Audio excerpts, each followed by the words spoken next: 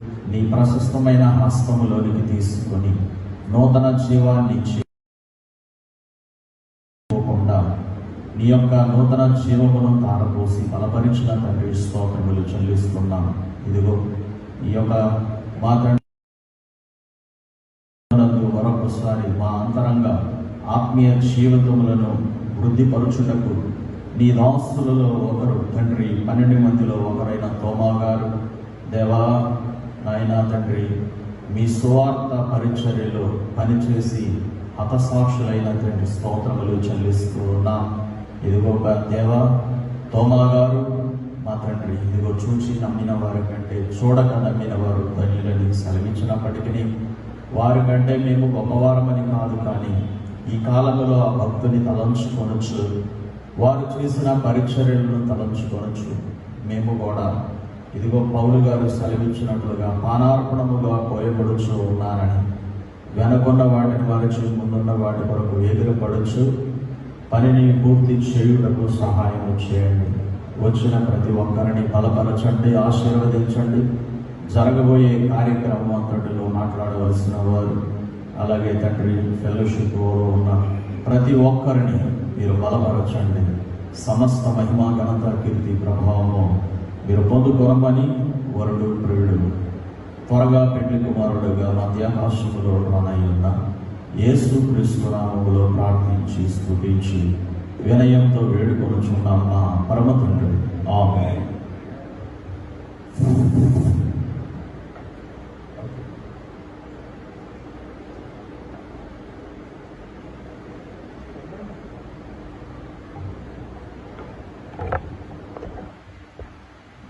Okay సరే, చిన్న ప్రారంభ ప్రార్థన చేసుకుందాం. ఇక నవపడాల పరిచయం చేసుకుని జాకబ్ గారు వచ్చి ప్రార్థనతో మనం ఈ కార్యక్రమాన్ని ప్రారంభించుకుందాం. చిన్న ప్రార్థన చేస్తాం. మహోన్నతుడా, మహాగణుడా, మా రక్షక, నీకే వందనాలు. సర్వాంతర్యామి అయిన మా తండ్రి, నీకు స్తోత్రాలు చెల్లిస్తూ ఉన్నాం. దేవా, ఈ జూలై 3వ తారీఖున మరి నాయన నీ యొక్క ప్రియ శిష్యుడు హతసాక్షి అయిన థామస్ గారిని బట్టి మా ప్రభు నా తండ్రి నాయన భారతదేశంలో ఇదిగో విగ్రహారాధనతో నలిగి ఉన్న నాయన మొదటి శతాబ్దంలో 52వ సంవత్సరములో నీ కుమారుడు కేరళ ప్రాంతంలో నీ సువార్త నిమిత్తం వచ్చి ఇదిగో నాయన యొక్క మద్రాసు మహాపట్నంలో హతసాక్షిగా 72లో నీ కుమారుడు నీకోసం జీవించిన ఆ యొక్క పుణ్యమూర్తి యొక్క నాయనా నా తండ్రి రక్తము ఈ భారతదేశంలో ఒలికించిన విధానాన్ని బట్టి ఈ దినాన్ని నాయనా ఈ దేశంలో ఇంత విగ్రహారాధనగా ఉన్నప్పటికీ కూడా నాయనా యొక్క భక్తుని యొక్క రక్తము భూమిలో మర్రపెట్టినట్లుగా నా తండ్రి మా దేశాన్ని ఈ రీతిగా రక్షించినందుకు, మమ్మల్ని రక్షించినందుకు నీకు వందనాలు. దేవానికే స్తోత్రములు నా తండ్రి. ఆయన్ని జ్ఞాపకం చేసుకోవడానికి నీతిమంతుల్ని జ్ఞాపకం చేసుకోమని నీ వాక్యం ప్రకారముగా ఈ దినాన్ని ప్రభా నాయన ఆ యొక్క పరమ భక్తుడిని బట్టి మేము జ్ఞాపకం చేసుకుంటూ నా తండ్రి ఆ మార్గములో సంపూర్ణముగా నీ దైవ సేవకులందరము కూడా నడవడానికి ఈ దినము జరగవలసిన ఈ కార్యక్రమం అంతటిని బట్టి వందనాలు. వచ్చిన సేవకులను బట్టి వందనాలు నా తండ్రి. ఇదిగో ఈ యొక్క ఏర్పాటు చేయబడిన ఈ సంఘమును బట్టి వందనాలు. వస్తున్న నాయన పెద్దలను కూడా మీరు జ్ఞాపకం చేసుకుని ఈ కార్యక్రమం ఆది నుండి అంతము వరకు నీ నామ మహిమార్థములో జరిగించమని యేసు నామమును అడిగి వేడుకుంటున్నాం మా పరమ తండ్రి. ఆమేన్. ఓకే, మరి ఈ సమయంలో వేదిక మీదకి మన టెక్కల్ నియోజకవర్గం పాస్టర్స్ ఫెలోషిప్ లాస్ట్కి వస్తారా? సరే, పాట పాడుకుందామండి. నిరంతరం నీతోనే జీవించాలనే ఆశ నన్ను ఇలా బ్రతికించుచున్నదని అందరికీ తెలిసిన పాట కాబట్టి అందరము కలిసి పాడదాం, దేవుని నామాన్ని మహింపరచుదాం. నిరంతరం నీతోనే జీవించాలనే ఆశ నన్నిలా బ్రతికించుచున్నది. నిరంతరం నీతోనే జీవించాలనే ఆశ నన్నిలా బ్రతికించుచున్నది.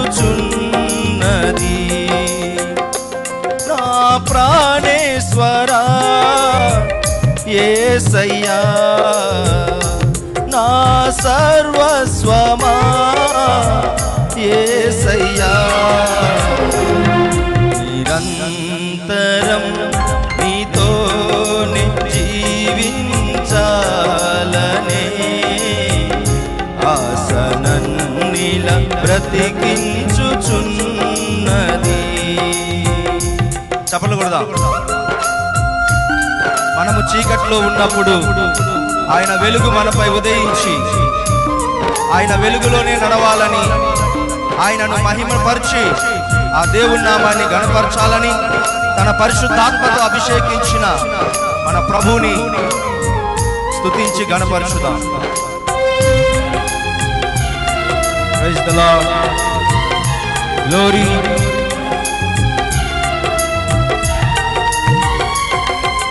చీకటిలో నేనున్నప్పుడు నీ వెలుగు నాపై ఉదయించెను.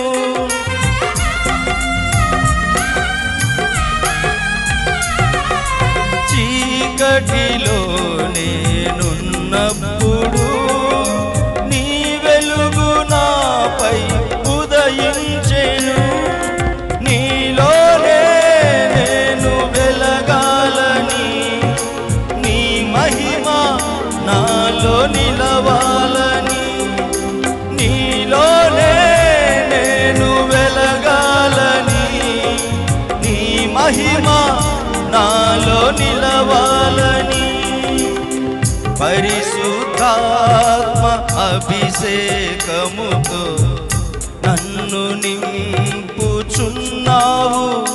నీ రాకడకై నిరంతరం నీతోనే జీవించాలనే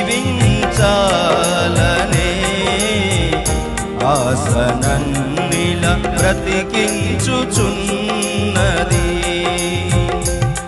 నిరంతరం నీతోనే జీవించాలనే ఆసనన్నిల బ్రతికించుచున్నది. చప్పట్లు కొడదామండి. ఆయన మనల్ని తన రూపములో, తన స్వరూపముగా, తన పోలిక చొప్పున ఆయన మనల్ని నిర్మించినప్పుడు ఆ రూపాన్ని కోల్పోయిన మనల్ని మరలా తిరిగి ఆ రూపాన్ని ఇవ్వడం కోసం తన రక్తాన్ని మన కోసం ధారపోసిన దేవుడు. తన రక్తంతో మన పాపములను కడిగి మనల్ని మరలా నీతిమంతులుగా మార్చిన మహాదేవుని స్తుతిద్దాం.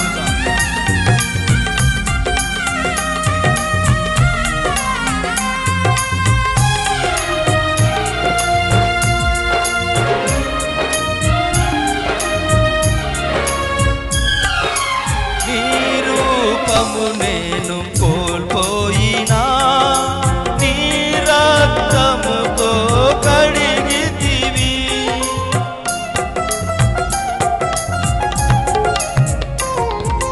నీ రూపము నేను కోల్పోయినా నీ రక్తముతో కడిగితివి. నీతోనే నేను నడవాలని, నీ వలనే నేను మారాలని, నీతోనే నేను నడవాలని, నీ వలనే నేను మారాలని పరిశుద్ధాత్మ వరములతో అలంకరించుచున్నావు. నీ రాకడకై నిరంతరం నీతోనే జీవించాలనే ఆసనన్నిల బ్రతికించుచున్నది. నిరంతరం నీతోనే జీవించాలనే ఆసనన్నిల బ్రతికించుచున్నది.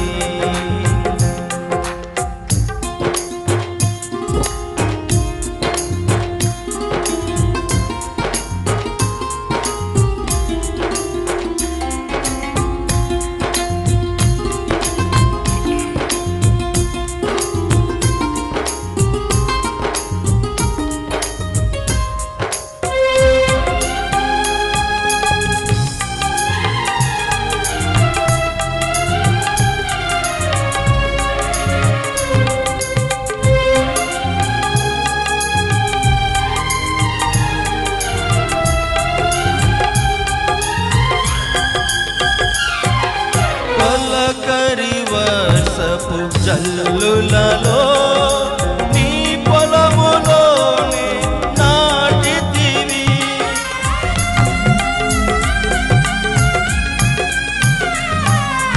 తొలకరి వర్షపు జల్లులలో నీ పొలములోనే నాటితివి. నీలోనే చిగురించాలని, నీలోనే పుష్పించాలని, నీలోనే చిగురించాలని, నీలోనే పుష్పించాలని పరిశుద్ధాత్మ వర్షముతో సిద్ధపరచుచున్నావు నీ రాకడకై. నిరంతరం నీతోనే జీవించాలనే ఆసనన్నిల బ్రతికించుచున్నది. చప్పలు కొడదాం. నిరంతరం నీతోనే జీవించాలనే ఆసనన్నిల బ్రతికించుచున్నది. నా ప్రాణేశ్వరా యేసయ్యా, నా సర్వస్వమా యేసయ్యా, నిరంతరం నీతోనే జీవించాలనే ఆసనన్నిల బ్రతికించుచున్నది. నిరంతరం నీతోనే జీవించాలనే ఆసనన్నిల బ్రతికించుచున్నది. దేవునికి స్తోత్రం. హల్లెలూయా, హల్లెలూయా. మరొక పాట పోలవరం పరిచయం చేసి డేవిడ్ పాస్టర్ గారు వచ్చి పాడుతున్నారు.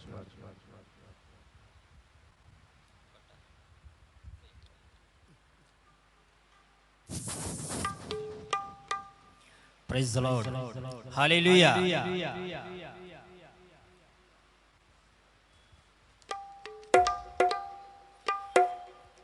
సువార్త అందని ఊరు ఉండనే కూడదు, సంగములేని గ్రామం అసలుండకూడదు. సువార్త అందని ఊరు ఉండని కూడదు, సంగములేని గ్రామం అసలుండకూడదు. ఇదే ఇదే ఇదే నా లక్ష్యం, ఇదే ఇదే ఇదే నా ఆశ్రయం. స్వార్థ అందని ఊరు ఉండని కూడదు, సంగములేని గ్రామం అసలుండకూడదు.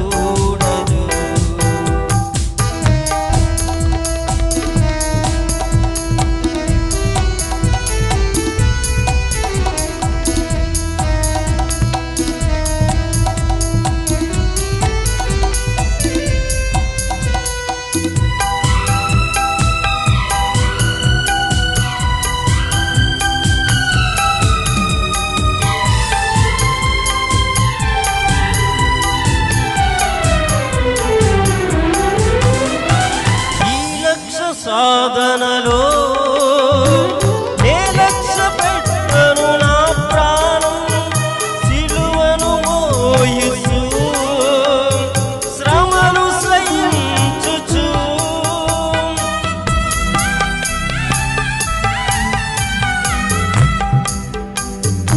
ఈ లక్ష్య సాధనలో నే లక్ష్య పెట్టను నా ప్రాణం, సిలువను మోయుచు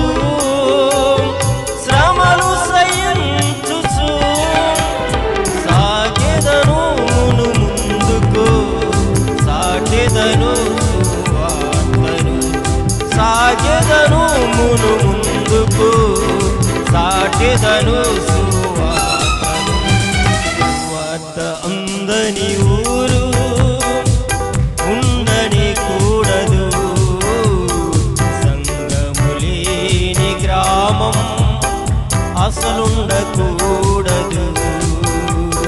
సువార్త అందని ఊరు ఉండని కూడదు. సంగములేని గ్రామం అసలుండకూడదు.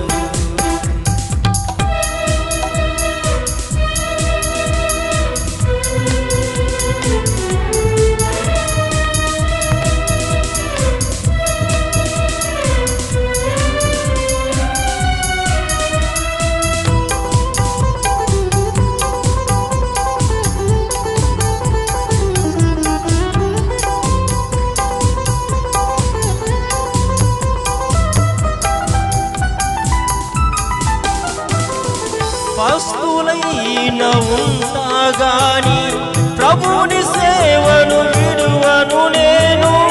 నిందలైన మోస్తాగాని నీతినెప్పుడు వదలను నేను.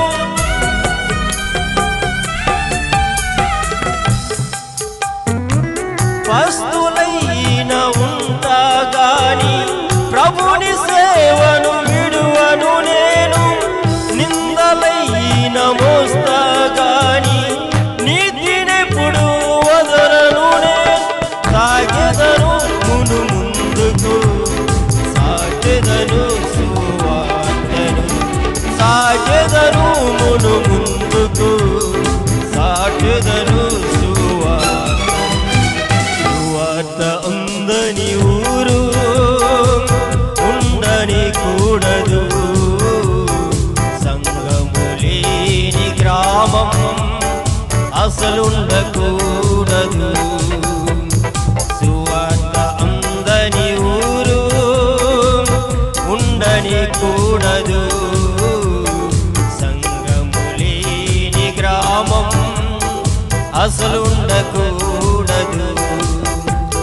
ఇదే ఇదే ఇదే నా లక్ష్యం.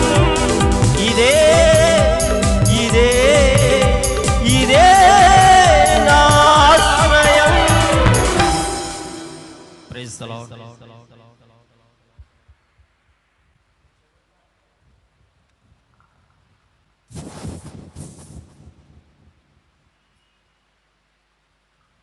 అలాగే మరొక పాట మరి కాలేబు గారు రండి.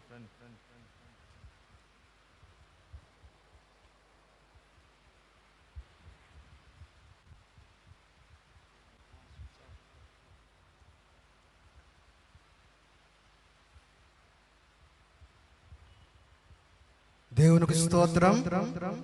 హల్లెలూయా.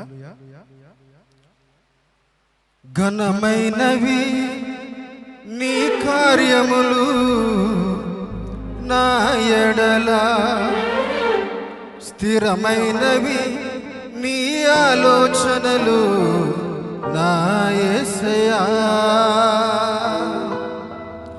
ఘనమైనవి నీ కార్యములు నా ఎడల, స్థిరమైనవి నీ ఆలోచనలు నా యేసయ్యా.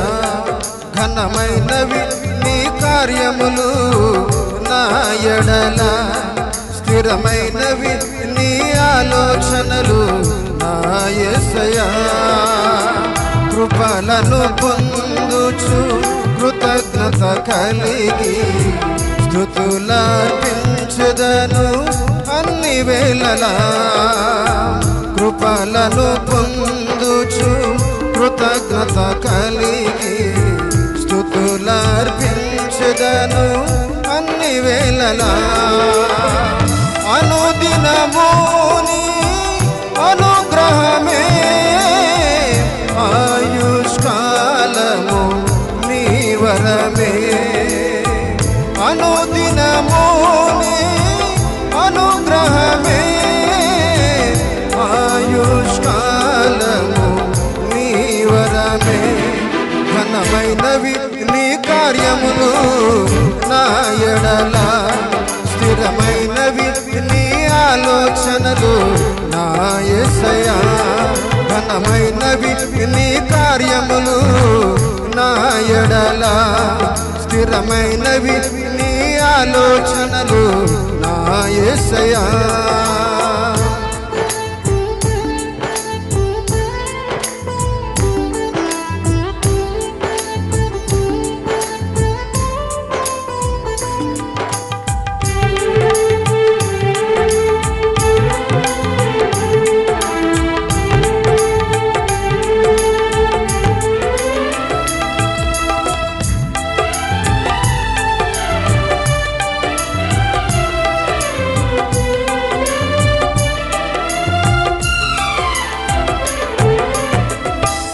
ఏ తెగులు సమీపించనీయక,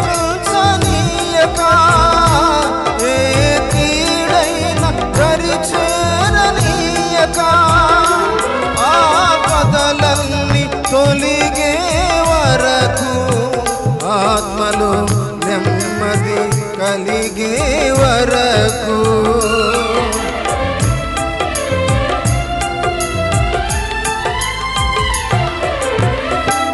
ఏ తెగులు సమీపించనీయక, ఏ కీడైన దరిచేరనీయక, ఆపదలన్నీ తొలిగే వరకు, ఆత్మలో నెమ్మది కలిగే వరకు, భారము మోసి బాసటగా నిలిచి ఆదరించితివి.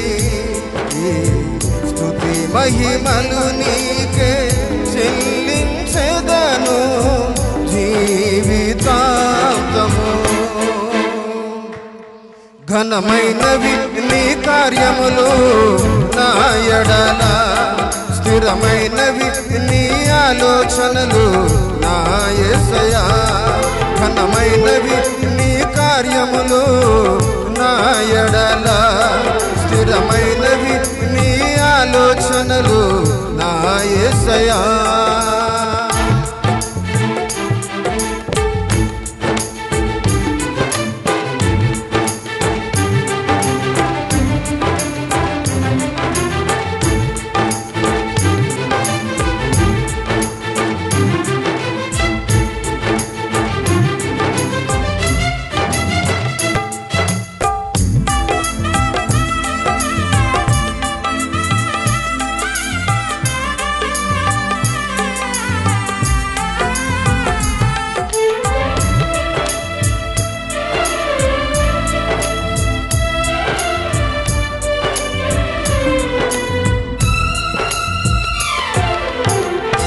నాకు ఎత్తైన కోటవు నీవే, నన్ను కాపాడు కేడము నీవే, ఆశ్రయమైన బండవు నీవు, శాశ్వత కృపకాధారము నీవే.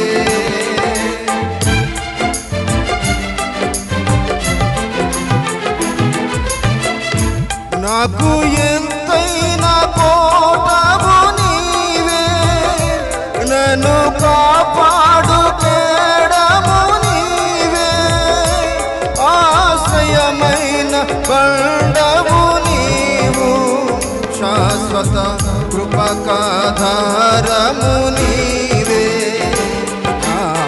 ప్రతి క్షణమును నీవు దీవెనగా మార్చి నడిపించుచున్నావు.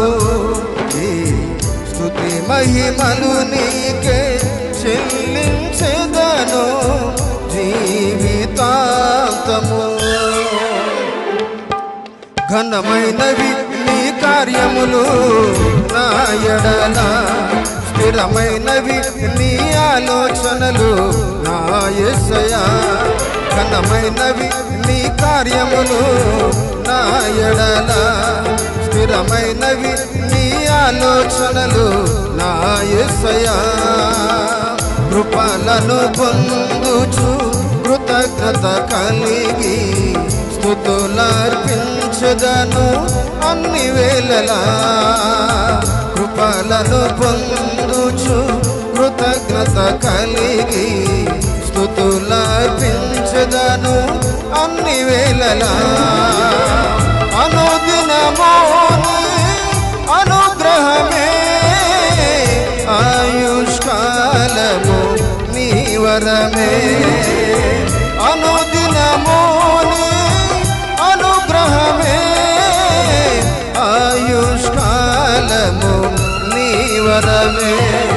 ఘనమైనవి నీ కార్యములు నా ఎడల, స్థిరమైనవి నీ ఆలోచనలు నా యేసయ్యా. ఘనమైనవి నీ కార్యములు నా ఎడల, స్థిరమైనవి నీ ఆలోచనలు నా యేసయ్యా. హల్లెలూయా.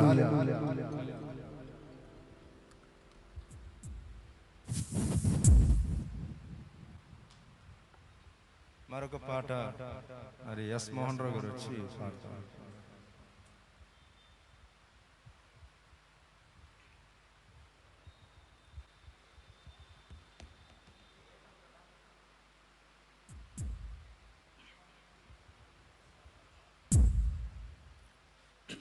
Praise the lord. యేసుక్రీస్తు నిన్న నేడు ఏకరీతిగానే ఉన్నాడు, యుగ యుగముల వరకు తానే ఒక్కటే రీతిగా నుండును. యుగ యుగముల వరకు తానే ఒక్కటే రీతిగా నుండును. యేసుక్రీస్తు నిన్న నేడు ఏకరీతిగానే ఉన్నాడు, యుగ యుగముల వరకు తానే ఒక్కటే రీతిగా నుండును. యుగ యుగముల వరకు తానే ఒక్కటే రీతిగా నుండును. యేసుక్రీస్తు నిన్న నేడు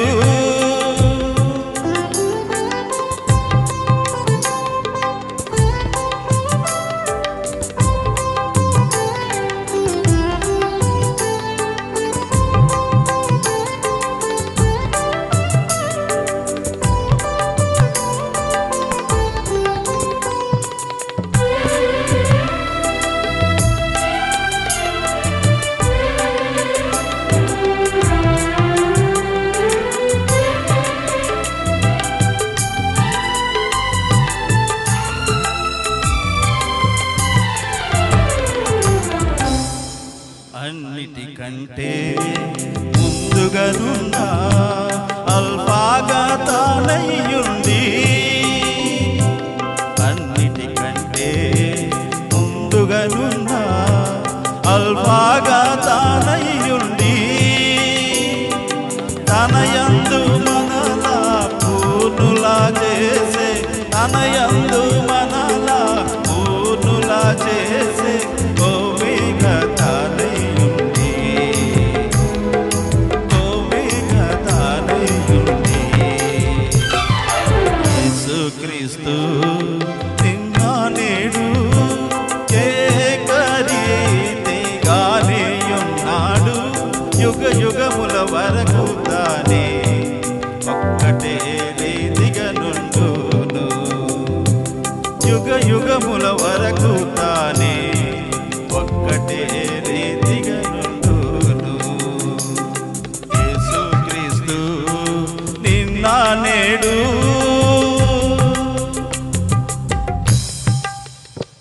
చాలా వందనాలు పాస్టర్ గారు, చక్కగా పాటలు పాడిన దైవ సేవకులకు అందరికీ ప్రభు పేరిట వందనాలు. మరి సమయం అవుతుంది కనుక మరి అతిథులు కూడా వచ్చినట్టున్నారు. ఈలోగా మనము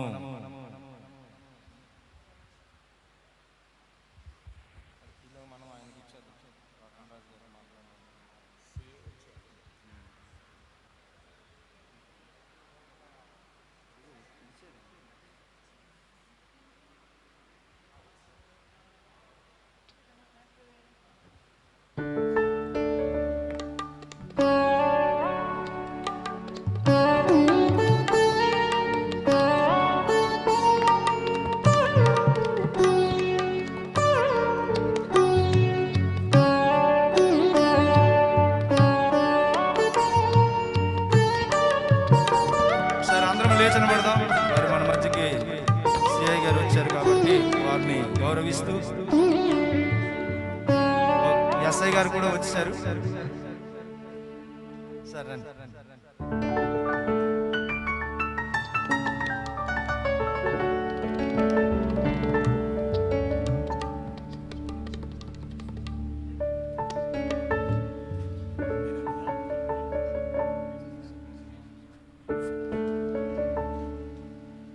సమయంలో మరి వచ్చినటువంటి అతిథులకు పాస్టర్స్ ఫెలోషిప్ తరపున టెక్కలి నియోజకవర్గం పాస్టర్స్ ఫెలోషిప్ తరపున వారు బొకే అందిస్తారు. అందరూ వచ్చేస్తే మీరు ఫోటో తీసుకుంటారు.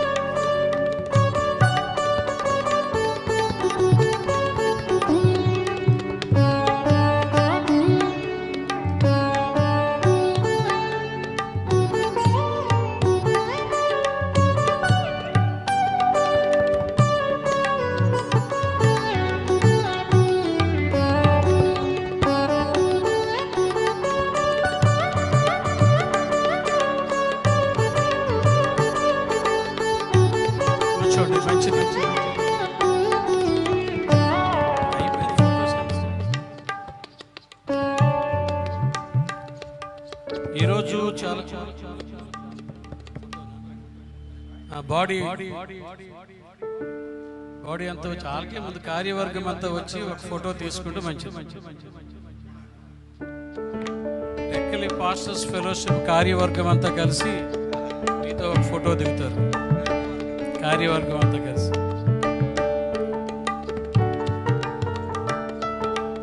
వచ్చినట్టనే కార్యవర్గం.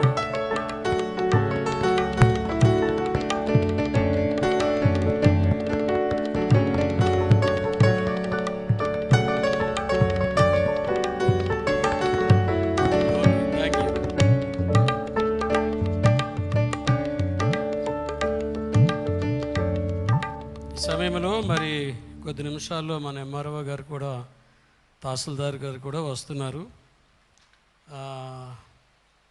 ఈరోజు ఒక ప్రత్యేకమైన దినం. అది వెనకాల పెద్ద బ్యానర్ కూడా పెట్టాం. ఇండియన్ క్రిస్టియన్ డే, జూలై 3వ తారీఖు. అంటే ఇది ప్రతి ఏడాది కూడా జరుగుతుంది. జూలై 3వ తారీఖు అనేది ప్రతి ఏడాది అది ఒక ఇండియన్ క్రిస్టియన్ డే, జాతీయ క్రైస్తవ దినోత్సవం అని దానికి పేరు. జాతీయ క్రైస్తవ దినోత్సవం. ఇప్పుడు mother's day, father's day, children's day, ఎలాగైతే డేస్ అనేవి ఉన్నాయో అలాగే ఒక జాతీయ స్థాయిలో ఒక క్రైస్తవ దినము అనేది జూలై 3వ తారీఖున దాన్ని భారతీయ ప్రభుత్వం ఏర్పాటు చేయడం జరిగింది. ఇది ఈరోజు ప్రపంచవ్యాప్తంగా జరిగిస్తున్నారు. ఎస్పెషల్లీ భారతదేశం ఎక్కువగా జరిగిస్తుంది. కారణం ఏంటంటే భారతదేశానికి ఒక క్రీస్తు యొక్క శిష్యులలో ఒకడైన థోమాస్ అనే ఒక భక్తుడు క్రీస్తు శకం 52వ శతాబ్దములో, అంటే 5వ శతాబ్దం, 52వ సంవత్సరం, అంటే క్రీస్తు శకం 5వ శతాబ్దములో ఆయన భారతదేశానికి రావటం జరిగింది. కేరళ రాష్ట్రంలో ఆయన అడుగుపెట్టాడు. అడుగుపెట్టిన తర్వాత అనేకమైన స్థలాలలో ఆయన సువార్తను ప్రకటించాడు.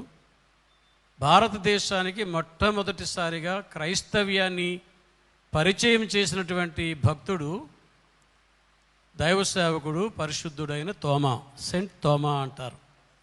ఆ తోమా గారు చనిపోయిన రోజు, ఈరోజు వర్ధంతి. చనిపోయిన రోజున మరి భారత గవర్నమెంట్ ఈ విధమైన జాతీయ క్రైస్తవ దినోత్సవంగా జరుపుకోవడానికి అన్ని ఏర్పాట్లు చేసింది. కాబట్టి ఈ దినాన్ని పురస్కరించుకొని మనం పిలిస్తే పెద్ద పెద్దవాళ్ళు ఎక్కడెక్కడి నుండో పొలిటీషియన్స్ రకరకాలుగా వస్తారు. కానీ అందులో మనకేమీ కనిపించదు. మనకి ఇక్కడ కావాల్సింది పొలిటీషియన్సా లేకపోతే ఇంకొకరని కాదు, తెలిసిన వారు అయ్యి ఉండాలి. సబ్జెక్ట్ కొంచెం తెలిసిన వారు అయ్యి ఉండాలి. అది మేము మాట్లాడుకునేటప్పుడు మా ఎస్ఐ సారు కొంచెం చక్కగా మాట్లాడతారు ఈ విషయంలో అని అనుకోవడం జరిగింది. ఆ తర్వాత సారు సిఐ సార్ గారు కూడా వస్తే మరి ఎంఆర్ఓ గారు కూడా వేదిక మీదకి రావాలని మనవి చేస్తూ ఉన్నాను. నిరంజన్ సార్ కూడా వేదిక మీదకి రావాలని మనవి చేస్తున్నాను.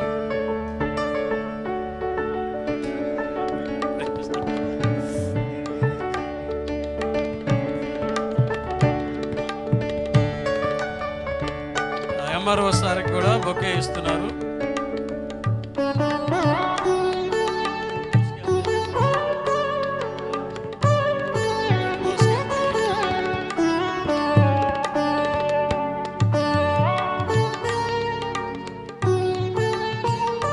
ఓకే, కూర్చుందాం.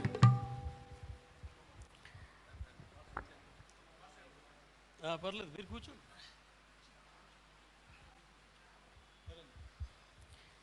ఇది చాలా చాలా తొందరగా జరగాల్సినటువంటి కార్యక్రమమే. 9 అనుకున్నాం, కానీ మనం ఆ పంచువాలిటీని పాటించలేము, నాకు తెలుసు. మనం భారతీయులం కాబట్టి అది జరిగే పని కాదు. అయితే ఈ సందర్భాన్ని పురస్కరించుకొని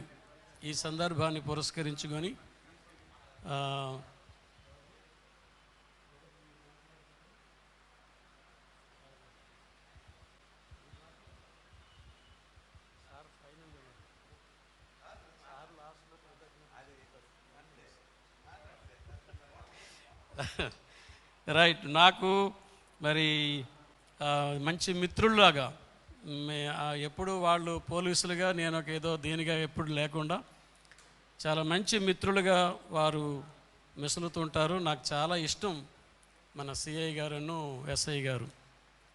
దేవుని మహాకృపను బట్టి దేవుడు ఈ టెక్కలి ప్రాంతానికి సేవ చేయడానికి దేవుడు వారిని ఇక్కడ ఏర్పాటు చేశారు. ఇందులో భాగంగా ముఖ్యంగా ఈరోజు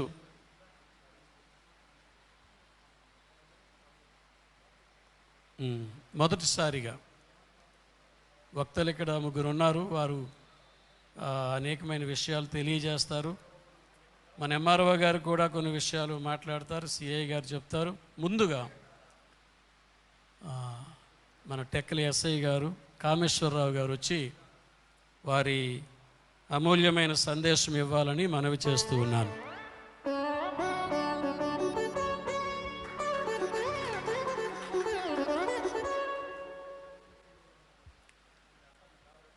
ఈవేళ ఇండియన్ క్రిస్టియన్ డే, ఈ దినాన్ని పురస్కరించుకొని ఇక్కడికి వచ్చినటువంటి గౌరవ తహసీల్దార్ గారికి, వాయిస్ క్లియర్గా ఉందండి నాది? మీకు నీట్గా వినబడుతుందా లేదా? ఓకే, మీకు నీట్గా వినబడితేనే మాటలు అందంగా ఉంటాయి, లేకపోతే అంత అందంగా ఉండవు. తహసీల్దార్ గారికి, మా టెక్కలి సిఏ గారికి, ఆర్ఐ గారికి, ఈ ప్రోగ్రాన్ని అరేంజ్ చేసి మీతో మాకు కాంటాక్ట్ కల్పించినటువంటి ఫాదర్ అబ్రహాం గారికి, ఇక్కడ వచ్చినటువంటి సోదరులందరికీ కూడా, పెద్దలు, గౌరవనీయులు, క్రిస్టియన్ సోదరులందరికీ నా ఒక శుభాభివందనాలు తెలియజేసుకుంటాను. ముందుగా అయితే ఇలాంటి రోజులు మనం అంత ఈజీగా కలుసుకొని మాట్లాడుకోవడం అనేది జరగదు. ఇది ఎప్పుడు మ్యాటర్ మనం మాట్లాడుకుంటాం అంటే, at the age of 33 years Jesus was crucified. అతను 33 సంవత్సరాలకి సిలువ వేయబడ్డాడు. సిలువ వేసిన తర్వాత వాళ్ళ తాలూకా 12 మంది శిష్యులు ఏం చేయాలా అని ఒక ఆలోచనలో పడిపోయారు. ఇది జరిగి సౌదీ అరబ్ ఎమిరేట్స్, బెత్లెహేమ్, అయితే జెరూసలేం, ఇజ్రాయెల్ ఆ ఏరియాలో జరిగిన స్టోరీ ఇది. ఇప్పుడు ఏం చేయాలి మనం అనుకున్నారు. సిలువ వేసి చంపేశారు కాబట్టి ఏదో కారణం ఉండాలి కదా. ఆయన తప్పు చేశాడా, దొంగతనం చేశాడా, ప్రజలు ఏమన్నా మోసం చేశాడా, అంటే కారణం ఉండాలి కదా. ఒక మంచి సువార్త భూప్రపంచానికి ఇచ్చాడు కాబట్టి అది నచ్చక సిలువ వేసి చంపేశారు జీసస్ని. పిలాతు అనే ఒక రాజు, అక్కడ జరిగిన సిచ్యువేషన్ అది. శిష్యులు ఏం చేశారంటే, ఈ మంచి వార్త ప్రపంచానికి చేరకపోతే, దాని గురించే కదా చంపబడ్డాడు ఒక అత్యున్నతమైన వ్యక్తి, వ్యర్థమైపోద్ది. మనం అన్ని దేశాలకు వెళ్ళి ఈ సువార్తని అన్ని దేశాల్లో ప్రజలకు తెలియజేద్దామని అప్పుడు వాళ్ళు డిసైడ్ అయ్యారు. ఇది జరిగి 2000 సంవత్సరాల క్రితం స్టోరీ. దాంట్లో 12 మంది శిష్యులు కదా, 12 మంది శిష్యులు కూడా ఒక ఇద్దరు తప్ప మిగతా వాళ్ళందరూ చంపబడ్డారు. అందులో సెయింట్ జాన్ అనే వ్యక్తి మాత్రం నేచురల్ డెత్ అయ్యాడు. మత్తయి అనే వ్యక్తి మాత్రం సూసైడ్ చేసుకున్నాడు. యేసుప్రభుని మోసగించాను, అరే అబద్ధం చెప్పానని చెప్పేసి సూసైడ్ చేసుకున్నానని నాకు తెలుసు అనుకో, అంతవరకే, నాకు పెద్ద ఏం తెలీదు. దానిలో క్రమంగా ఆ ఇజ్రాయెల్ దేశం నుంచి అప్పటికి ఇండియా, రోమ్, గ్రీస్, పర్షియన్, ఈ 4 ప్రపంచ దేశాల్లో బాగా నాగరికత ఉన్నటువంటి దేశాలు. అప్పటికి మిగతా దేశాలు ఏవి లేవు, అమెరికా కూడా లేదు. 460 సంవత్సరాల క్రితం కొలంబస్ చేత కనుగొనబడింది అమెరికా, ఎవరు లేరు అప్పుడు. అప్పుడు ఏమైందంటే సెయింట్ థామస్ డిడుమస్ ఆయన పేరు, యాక్చువల్గా ఒరిజినల్ నేమ్. ఇండియాకి లాంటి దేశానికి, అలాంటి కల్చర్ నాగరికత అతిపెద్ద దేశం అని పిలువబడుతున్న దేశానికి నేను మెసేజ్ ఇవ్వడానికి వెళ్తానని అక్కడి నుంచి బయలుదేరాడు. ఇప్పుడంటే ఏదన్నా మనకు ఫెసిలిటీస్ ఉన్నాయి, ఏదో విమానమో లేకపోతే ఇంకొకటో ట్రైనో, రకరకాల ఫెసిలిటీస్. అప్పుడు నో ఫెసిలిటీస్. 2000 సంవత్సరాల క్రితం అంటే 1600, 1700 సంవత్సరాల క్రితం అంటే నో ఫెసిలిటీస్. ఆయన ఏం చేశాడు, అక్కడ బయలుదేరి మధ్యధరా సముద్రానికి వచ్చి, ఎర్ర సముద్రం దాటి అరేబియా సముద్రానికి వచ్చి, ఫస్ట్ అరేబియా సముద్రానికి అయితే ఇండియాలో ఎదురయ్యేది ఏమవుతుంది, పాకిస్తాన్ దగ్గర నుంచి గుజరాత్ ఇలా చూసుకుంటే కేరళ వరకు, అదే కేరళకి చేరాడు ఆయన. ఇప్పుడు ఇది 5వ శతాబ్దం, యేసుప్రభు పుట్టి 52వ సంవత్సరం. చేరిన తర్వాత ఆయన కర్తవ్యం ఏమిటి, భాష కాదు, లాంగ్వేజ్ ప్రాబ్లం, మతం కాదు, కొత్తగా ఇంట్రొడ్యూస్ చేసుకోవాలంటే కష్టం కదా. తెలిసిన ప్లేస్కి వెళ్ళి ఏదైనా మాట్లాడగలం, తెలియని వాళ్ళతో మాట్లాడాలంటే పాకిస్తాన్ వెళ్ళి ఇప్పుడు మనం కమ్యూనికేట్ చేయాలి, అవి it's possible, it's very impossible. అలాగే వచ్చాడు. ఇండియాకి వచ్చిన తర్వాత అంటే వాళ్ళు పట్టుదల ఉన్నోళ్ళని నేను అర్థం చేసుకుంటున్నాను. అప్పటికి ఇంగ్లీష్ అనే లాంగ్వేజ్ కూడా లేదు ఇండియాలో. వాళ్ళు క్రిస్టియన్స్ హెబ్రూ లాంగ్వేజ్ నాకు తెలిసి, ఇజ్రాయెల్ లాంగ్వేజ్ హెబ్రూ. ఇక్కడికి వచ్చి వీళ్ళ లాంగ్వేజ్లో వీళ్ళకి బోధన చేయాలి కదా. అంటే మహాజ్ఞానులు కాబట్టి వీళ్ళ లాంగ్వేజ్ను వచ్చిన వెంటనే తెలుసుకొని ఆ లాంగ్వేజ్లో వాళ్ళు బోధన చేయడం వల్ల ఏమైందంటే చాలామంది ఇండియన్ పీపుల్, ద్రవిడియన్స్ అట్రాక్ట్ అయ్యారనమాట ఆయనకి, థామస్ అనే వ్యక్తికి. మొట్టమొదటిసారి 12 శిష్యులు ఆయన. ఈ బోధనలకు అట్రాక్ట్ అవడం వల్ల చాలా మంచి పేరు వచ్చింది అప్పుడు. అంటే అప్పుడు దాకా ఏం జరిగిందంటే, తండ్రి ఉన్నాడు, ఒక తండ్రి ఎలాంటివాడైనా తండ్రికి ఉన్నంత వాల్యూ మరొకటి ఉండదు. కానీ తండ్రి కొడుకుని ఒక ప్రయోగస్తుడిగా చేయలేడు. ఎందుకంటే తండ్రి తాగుబోతు అవ్వచ్చు, తెలియనివాడు అవ్వచ్చు, ఇల్లిటరేట్ పీపుల్ అవ్వచ్చు, ఏమన్నా అవ్వచ్చు. ఒక గురువు లాంటివాడు వచ్చి కొడుకుని సైన్ చేయాల. కొడుకు ఏమంటాడు, తండ్రి కంట గురువు ఉన్నాడు కాబట్టి ఇవాళ నేను బతికాను, నన్ను ఇంత స్థాయికి తీసుకెళ్ళాలంటే అది తండ్రికి నచ్చదు. అట్లా హిందూ సాంప్రదాయాలు ఉన్న పెద్దలకు అది నచ్చలేదు. మీది ఉన్నదంతా సక్ర మార్గం కాదు, ఇది వక్ర మార్గం, దీన్ని సరిదిద్దుకోవాలంటే చాలా మీరు ప్రాక్టీస్ చేయాల్సి ఉంది. అప్పుడు ఉన్నటువంటి మూఢనమ్మకాలు ఏవైతే ఉన్నాయో, ఒక మనిషి అంటుకోకూడదు కదా, ఒక స్త్రీ భర్త చనిపోతే కాల్చివేయబడాలి కదా, ఒక విడో రోడ్డు మీద వెళ్తే ఎదురవ్వకూడదు ఎవరికి, ఒక మహిళ ఇంకొకరితో కాంటాక్ట్ అవ్వకూడదు. ఇన్ని మూఢనమ్మకాలతో ఉన్నటువంటి ఈ దేశంలో అంటే ఒక రిలీజియన్ కాదు, ఒక లాంగ్వేజ్ కాదు, మనది రకరకాల లాంగ్వేజెస్. అలాంటి ఒక మంచి వార్త ఇవ్వడం వల్ల వీళ్ళకి సహించలేదు.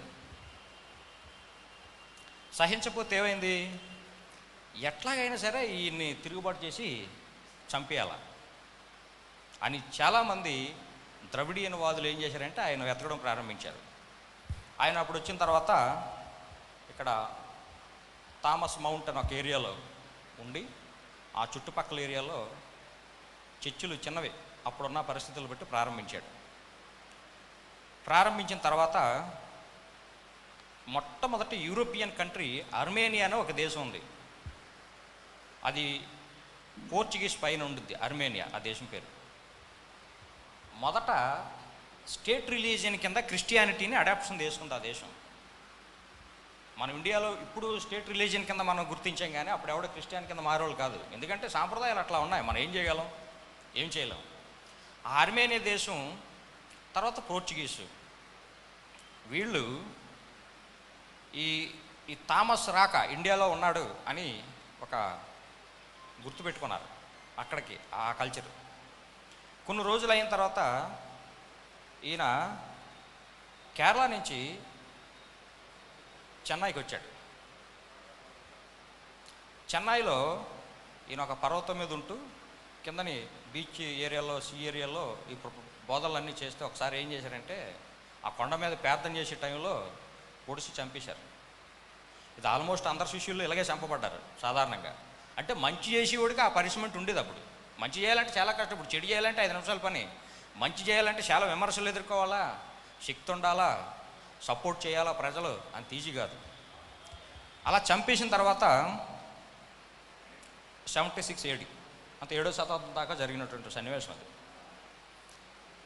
తర్వాత ఇంకా 1400 సంవత్సరాల పాటు ఇంకా మరి థామస్ అనే వాళ్ళ ఊసి ఎక్కడా లేదు ఇండియాలో.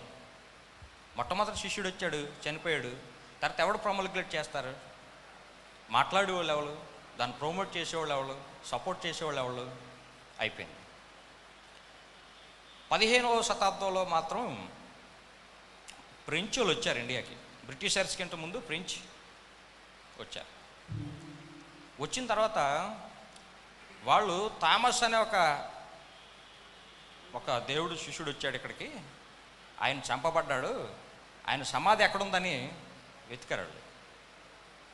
వెతికితే చెన్నై ఏరియాలో ఆయన సమాధి ఉన్న ఏరియాని వాళ్ళు గుర్తించి అక్కడ చిన్న చర్చి కట్టారు పోర్చుగీస్ వాళ్ళు. ఫస్ట్ చర్చి కడుతూ ఆ బాడీ తాలూకా రెమనెంట్స్ పార్ట్స్ తీసుకెళ్ళి ఇరాక్, ఎడిసి అనే ఇరాక్, గ్రీస్, ఇటలీలో వాళ్ళు అక్కడ చర్చిలు కట్టారు.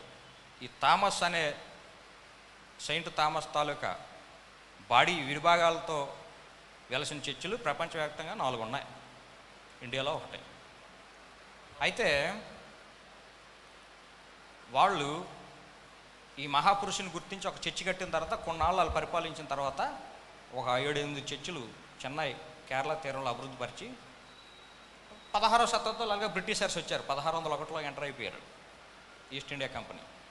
ఈ కోస్టల్ కారిడార్ అంతా బ్రిటిషర్స్ హ్యాండ్లోకి వచ్చింది. ఇది హిస్టరీ. ఎందుకు చెప్పాలంటే ఎప్పుడు దాని గురించి మనం చదవం, మనకు అంత ఖాళీ కూడా ఉండదు, అసలు మనం మర్చిపోతాం కూడా సాధారణంగా. వాస్తవం ప్రపంచంలోనే ఉంటాం తప్ప గతాన్ని గుర్తు చేసుకొని ఉండాలనే కాన్సెప్ట్ ఇప్పుడు లేదు.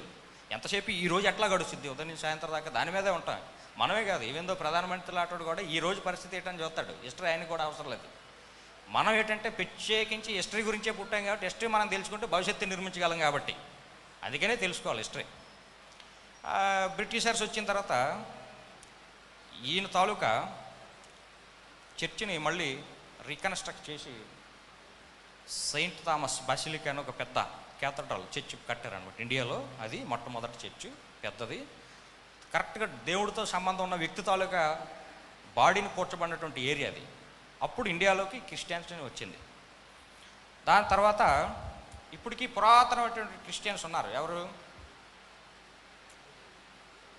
థామస్ క్రిస్టియన్స్, సిరియన్ క్రిస్టియన్స్, నార్సీ క్రిస్టియన్స్ అని 3 రకాల క్రిస్టియన్స్ ఉన్నారు. వాళ్ళు ఓల్డెస్ట్ క్రిస్టియన్స్, వాళ్ళ తాలూకు శిష్యులు ఇప్పటి వరకు. ఇక ప్రపంచ దేశాల్లో ఇట్లా ఒక శిష్యులు సమాధుల మీద చర్చిలు నిర్మించినటువంటి ప్రాంతాల్లో సెయింట్ పీటర్ అని వాటికన్ సిటీలో పెద్ద చర్చ్ ఉంది. ఆయన అట్లాగే చంపేశారు, సమాధి చేసి అక్కడ పెద్ద చర్చ్ కట్టారు. అలాగే సెయింట్ జేమ్స్ అని ఫిలిప్పైన్స్లో పెద్ద చర్చ్ ఉంటుంది, ఇది స్పెయిన్లో. తర్వాత ఇండియాలో సెయింట్ థామస్ చర్చ్. ఈ 3 ప్రామాణికమైన చర్చిలు ప్రపంచ దేశాలు అన్నిటికి. మోస్ట్ ఆఫ్ ద పార్ట్ ఇటలీలో అండ్ రోమ్లో మిగతా వీళ్ళందరూ చర్చిలు ఉన్నాయి. ఇవి ఎందుకంటే నవీన సమాజానికి ఉదాహరణలు అనమాట. ఒకప్పుడు వీళ్ళు ఉన్నారు, ఈ మతం ఉద్భవించింది, మనుషులు మార్చడానికి ప్రయత్నించిన వాళ్ళు ఇలా చంపబడ్డారని చెప్పేసి ఉదాహరణలు. ఇప్పుడు ఒక ఉదాహరణకు వద్దాం. ఎవడో చెడుపు ఉందని శిల్లంగా ఉందని ఒకరిని కొట్టి చంపేస్తారు. అదేంటి? మూఢత్వం. వీళ్ళు మంచి బోధించడానికి వెళ్ళారు, వీళ్ళు చంపేశారు. అంటే సమాజం ఎట్లా ఉందో చూడండి. అది చెడు లేదు తెలీదు, ఉందో లేదో తెలీదు, దాన్ని చంపేస్తారు. మంచి చేసినా చంపేశారు. అప్పుడు ఆ 2 రకాలుగా చంపేశారు ప్రజలు. అంటే మూర్ఖత్వంతో ఉన్నారనమాట అప్పుడు ప్రజలు. ఈ మూర్ఖులు అజ్ఞానం చేయడం అనేది చాలా కష్టం. అందుకనే తెలుగులో శ్లోకం ఉంటుంది, అసతోమ సద్గమయ, తమసోమ జ్యోతిర్గమయ, మృత్యోన్మ అమృతంగమయ అని ఒక మంచిది శ్లోకం ఉంటుంది. Leaders ignorance to knowledge. అస్తోమ సద్గమయ అంటే ఒక అజ్ఞానం నుంచి, ఒక మూఢత్వం నుంచి, ఒక చెడు నుంచి మంచి వైపు దారి తీయాలి ఏ మతం అయినా కానీ. ఒకటి. తమసోమ జ్యోతిర్గమయం అంటే మూర్ఖత్వం, చీకటి, బ్లైండ్నెస్. Where is light? ఎన్లైటన్మెంట్లోకి వెళ్ళాలన్నమాట. ఇప్పుడు దాకా ఒక మురుక్కాలో పక్కన ఉన్నోడికి దాని కంపు ఎప్పుడు తెలియదు. అడిగి అక్కడే తింటాడు, అక్కడే పడుకుంటాడు, అక్కడే కాపురం చేస్తాడు, అక్కడ అడాప్షన్ అయిపోతాడు. కొత్తగా వచ్చేవాడికి అరే ఈ ప్లేస్ ఏంటి ఇంత మురుగ్గా ఉందని చెప్పేసి అనిపిస్తుంది సాధారణంగా. అట్లా మూఢత్వంలో ఉన్నోళ్ళకి నాలెడ్జ్ ఎక్కడ? అట్లా ఉంటే వాళ్ళకి నాలెడ్జ్ ప్రసాదించాలి. అది తమసోమ జ్యోతిర్గమయ. ఇక మృత్యోన్మ అమృతంగమయ అంటే ప్రతి మనిషి వస్తాడు. చాలామంది పుట్టారు, చాలామంది చచ్చిపోయారు. మనం పుట్టాం, మనం చచ్చిపోతాం. అందరూ పుట్టారు, అందరూ చచ్చిపోతారు. కొంతమంది పుట్టిన తర్వాత ఇంక చవరు బతికే ఉంటారు. వాళ్ళ గురించి ఇప్పుడు మనం మాట్లాడుకుంటున్నాం, వాళ్ళు బతికున్నారు కాబట్టి. అది విషయం. మనం చాలామంది చాలా ప్రయత్నాలు చేశారు. రకరకాల మతాలు పుట్టుకొచ్చాయి, రకరకాల మనుషులు పుట్టుకొచ్చారు. వాళ్ళందరూ ఎక్కడ ఉన్నారు? ఇప్పుడు నెంబర్ల మీద చెప్పగలం. కొంతమందే బతుకున్నారు. వాళ్ళు ఎప్పటికీ బతుకుంటారు. గాంధీజీ అంటే బతుకున్నట్టే, అంబేద్కర్ అంటే బతుకున్నట్టే, సెయింట్ థామస్ అంటే బతుకున్నట్టే. వాళ్ళకి చావులేదు. అట్లా ఈ ఇండియన్స్కి క్రిస్టియానిటీని, జీసస్ తాలూకా ఈ శక్తిని పరిచయం చేసినటువంటి మొట్టమొదటి వ్యక్తి ఈయన మన సెయింట్ థామస్. ఆయన పేరు మీద బోల్డ్ చర్చిలు వెలిసాయి. తర్వాత ఒక స్టాంప్స్ కూడా, ఫిలాటెలిక్ స్టాంప్ కూడా రిలీజ్ అయింది. ఒకటి మాత్రం కరెక్ట్, ఇండియాలో జీసస్ పుట్టిన తర్వాత క్రిస్టియానిటీ వచ్చింది. అప్పటికి ఇండియాలో హిందూ మతం, ద్రవిడియన్ మతం ఉంది. ఒక 2000 సంవత్సరాలు 5000 సంవత్సరాల నుంచి ఉంది. ఎవడైతే ఈ మూఢత్వాన్ని నిర్మూలించగలడో ఆయన గొప్పడు. ఇప్పుడు నేను అనుకుంటున్నాను 215 దేశాలు ఉన్నాయి ప్రపంచం మొత్తం మీద. 2.5 Christians are there in India. ప్రపంచ దేశాల్లో 44 దేశాల్లో మాత్రమే హిందూయిజం ఉంది. ప్రపంచ దేశాల్లో 200 దేశాలకు పైగా క్రిస్టియానిటీ ఉంది. జీసస్ పుట్టిన ఏరియా కూడా చిన్న ఏరియా, పెద్ద ఏరియా కూడా కాదు. అలా గౌతమ బుద్ధుడు పుట్టిన ఏరియా కూడా చిన్న ఏరియా. ఇండియాలో తక్కువ బుద్ధులు, ప్రపంచ దేశాల్లో ఎక్కువ ఉన్నారు. మనం గుర్తించలేం, కానీ మంచి ప్రపంచం మొత్తం గుర్తిస్తుంది. అది దాని అర్థం. అంటే క్రిస్టియానిటీలో ఉన్నట్టు గొప్పతనం, జీసస్ ఇచ్చినటువంటి వాక్కులు, మతం కాదు అది. అంత మంచి మార్గాలు కనిపెట్టే వాళ్ళు కావాలి కదా. అట్లా కనిపెట్టబడ్డాడు కాబట్టి ఈవేళ ప్రపంచం మొత్తం వాళ్ళు ఫాలో అవుతున్నారు. ఇక్కడ పరిస్థితి ఏంటి? ఈవేళ nowadays we are discussing about our remaining religious and relationship between religious. నాకు ఇదే నమ్మను నేను.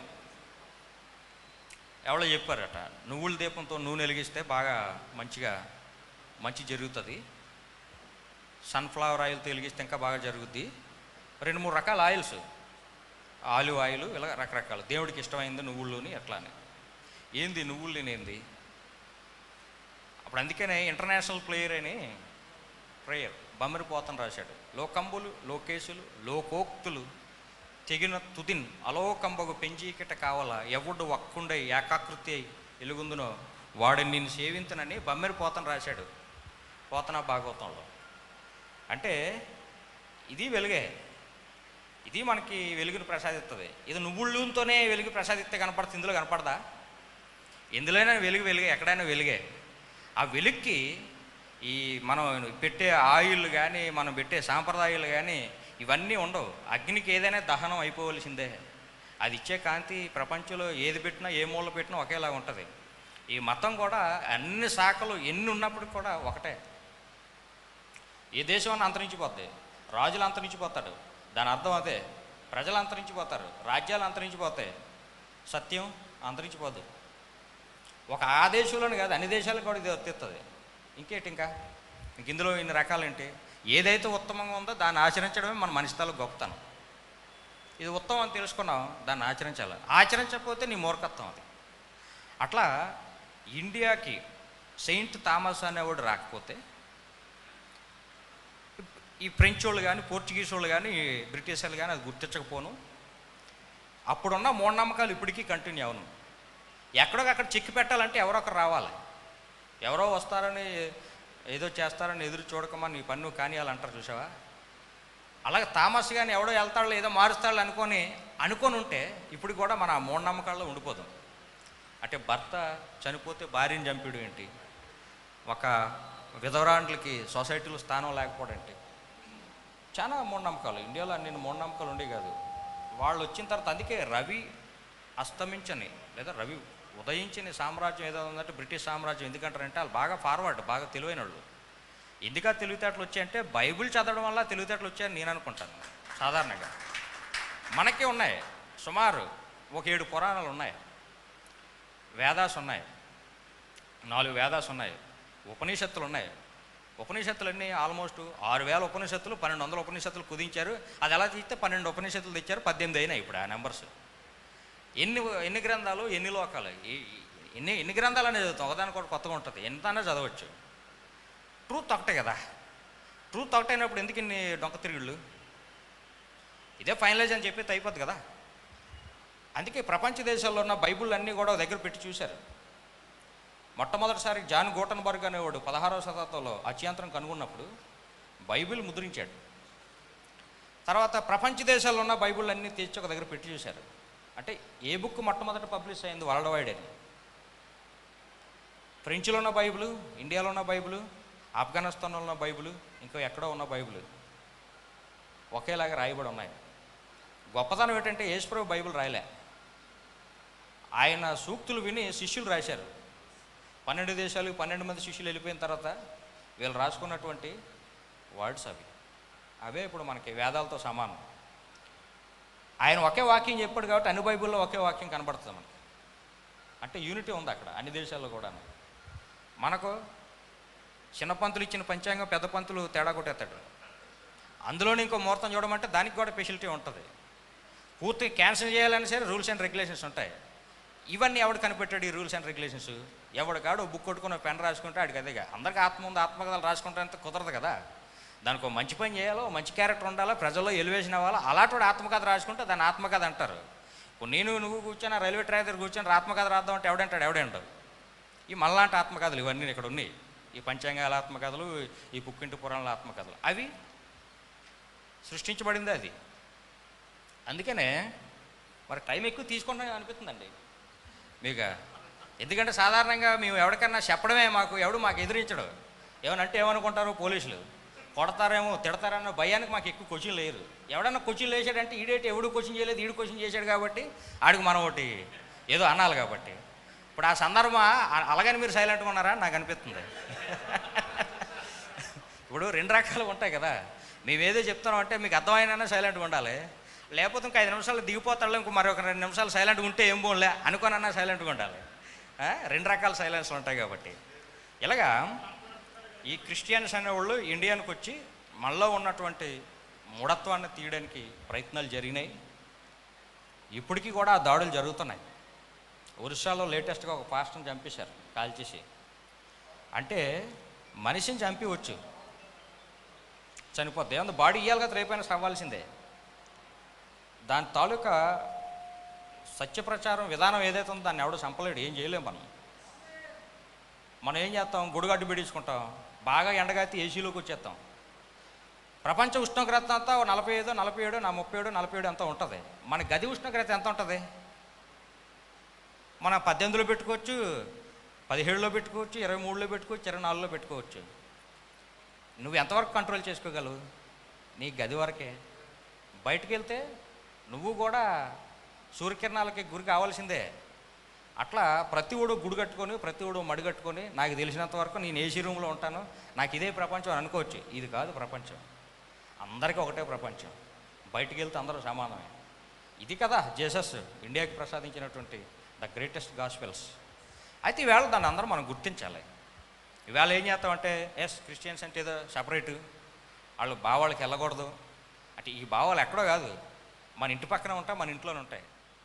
ఏంది నువ్వు అట్లా చర్చికి వెళ్ళిపోతావు, ఏంటి అట్లా కూర్చుంటావు అంటే ఏంటంటే ప్రజలు పుట్టుకొట్టుకోవాలి, జ్ఞానం ఎక్కడికి పోదు, అజ్ఞానం కూడా ఎక్కడికి పోదు, వాళ్ళతో పాటు ఉంటుంది. అది దాన్ని మనం నిర్మూలించలేము, ఆపగలం కొంతవరకు. అజ్ఞానం పూర్తిగా నిర్మూలించలేము. ఎందుకంటే జాన్ కీట్స్ అనేవాడు, జాన్ మిల్టన్, ఆయన మంచి క్రిస్టియన్ రైటర్. పారడైజ్ లోస్ట్ అని ఒక మంచి బుక్ రాశాడు. పారడైజ్ లోస్ట్ దాని పేరు. ఎప్పుడైనా మీకు ఖాళీ ఉంటే చదివితే మంచిది.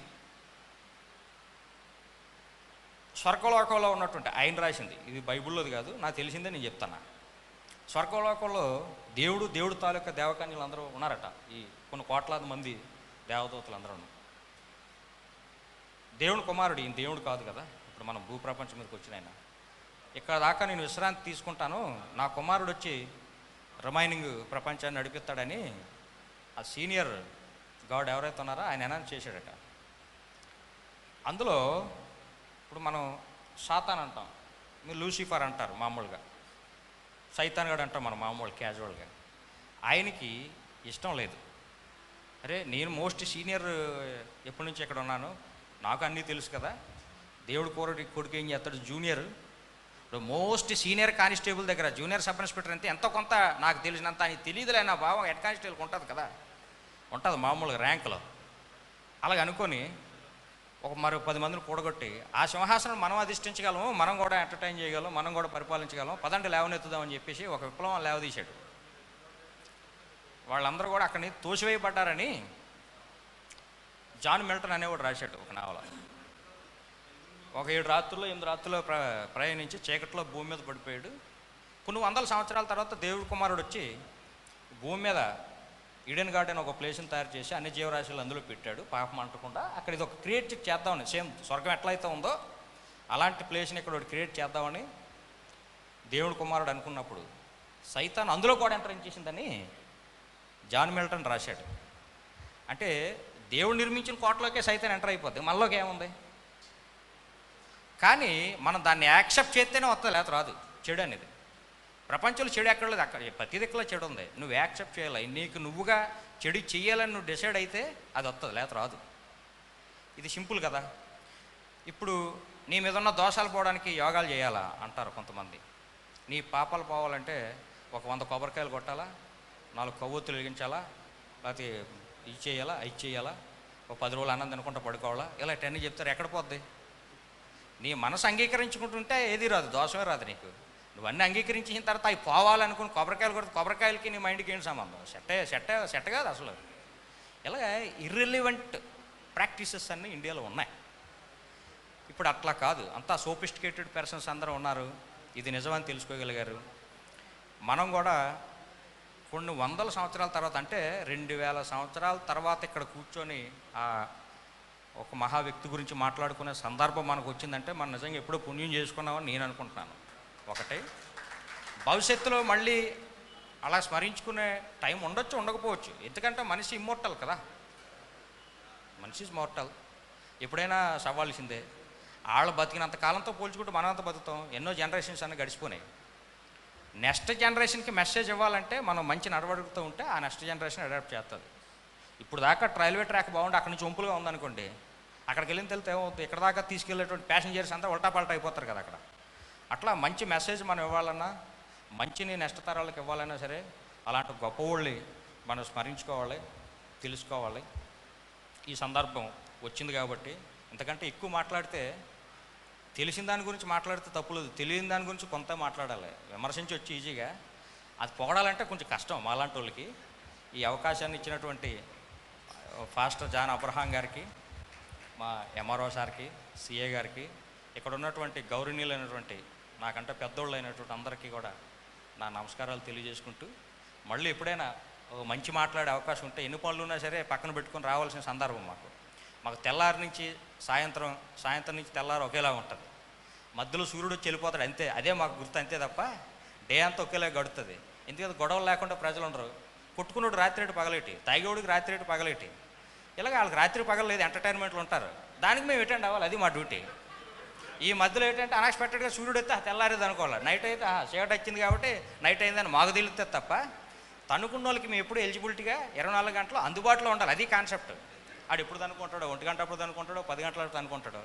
ఈసారి మేము అనుకుంటాం, ఈసారి మీరైనా చర్చకొచ్చేటప్పుడు ఎవరైనా సరే తనుకున్న గొడవ ఉంటే ఉదయం 6 గంటల నుంచి సాయంత్రం 10 గంటలలోపే తన్నుకుంటే వాళ్ళు కొంచెం ఇబ్బందిగా ఉండాలని ఒక మాట చెప్పండి సార్ ఎప్పుడైనా. అది ఆ టైంలో కొంచెం ఎలర్ట్గా ఉంటే చేయగలం. మేము కూడా 1 గంట దాకా వాళ్ళు తనుకున్న టైంకి వెళ్ళాలంటే కొంచెం ఇబ్బంది కాబట్టి ఈ సిస్టమ్ పెట్టాలనుకుంటున్నాం సార్. అన్నీ వచ్చే ఏరియాలో కూడా ప్రాంప్లెట్ చేసి, ఇది నిరంతర ప్రక్రియ.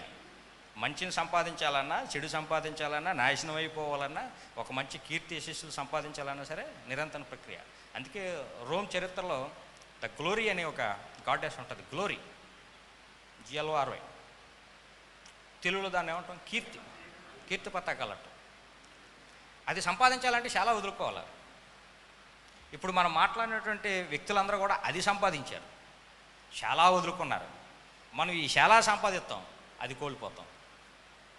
అది చాలా వరకు 99% పీపుల్లో జరుగుతుంది. మనమే కాదు, పెద్ద పెద్దలు కూడా అట్లానే చేస్తారు. కాబట్టి మన నిమిత్త మాత్రులమే దేవుని కృపతో ఇక్కడికి వచ్చి కలిసాం కాబట్టి సంతోషంగా అందరూ కూడా ఉండి మరొకసారి అలాంటి వాళ్ళందరినీ గుర్తు చేసుకున్నందుకు అవకాశం ఇచ్చినట్టు మీ అందరికీ నమస్కారాలు తెలియజేసుకుంటూ సెలవు తీసుకుంటాను.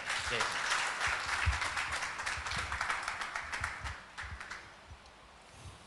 చాలా వందనాలండి. ఎస్ఐ గారు చాలా మంచి విషయాలు తెలియజేశారు. నాకు తెలుసు, గతంలో 2-3 సార్లు మేము సిట్టింగ్ అయినప్పుడు చాలా విషయాలు హిస్టరికల్గా సార్కి చాలా ఇది ఉంది. దాన్ని అంటే అన్ని రంగాలు కూడాను, అటు వేదాస్ కానీ, ఉపనిషత్తులు కానీ, ఇటు బైబిల్ కానీ, ఖురాన్ కానీ అవలీలగా ఆయన మాట్లాడగలిగినటువంటి జ్ఞానం దేవుడిచ్చాడు. ఆయన ఒక మాట చెప్పారు, ఎవడైనా ఒక వ్యక్తి మంచి జ్ఞానవంతుడు అయ్యాడు అంటే వాడు బైబిల్ చదివి ఉండాలన్నాడు. మరి సార్ కూడా బైబిల్ చదివారు కాబట్టి ఇన్ని విషయాలు వారు చెప్పగలిగారని నేను తలుస్తూ ఉన్నాను. మన సహవాసం తరపున, అలాగే ఇండియన్ క్రిస్టియన్స్ డే, భారతీయ క్రైస్తవ దినోత్సవం తరపున సార్ గారికి మా యొక్క ప్రత్యేకమైన వందనాలు తెలియజేస్తూ ఉన్నాను. ఇప్పుడు రెండో వ్యక్తిగా ప్రియులు MRO గారు. సార్ ఫైనల్ ఎవరు వెళ్ళడానికి వీల్లేదు. ఇక్కడికి వచ్చిన తర్వాత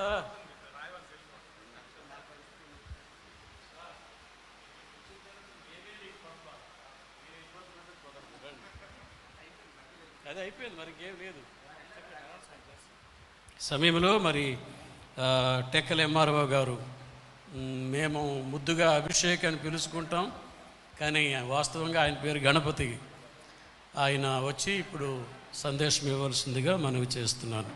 వారికి చాలా పనులు ఉంటాయి, ఫోన్ల మీద ఫోన్లు వస్తూనే ఉన్నాయి. కలెక్టర్ ఒకవైపు నుండి ఇన్ని బాధలు పడుతున్నప్పుడు కూడా ఈ కార్యక్రమాన్ని పురస్కరించుకొని రావాలని అనిపించింది. ఇలాంటి మహనీయుని జ్ఞాపకం చేసుకోవడం ఎంతైనా మంచిదని తలంచి వారు వచ్చారు. వారికి ఈ విషయాన్ని అందజేస్తాం.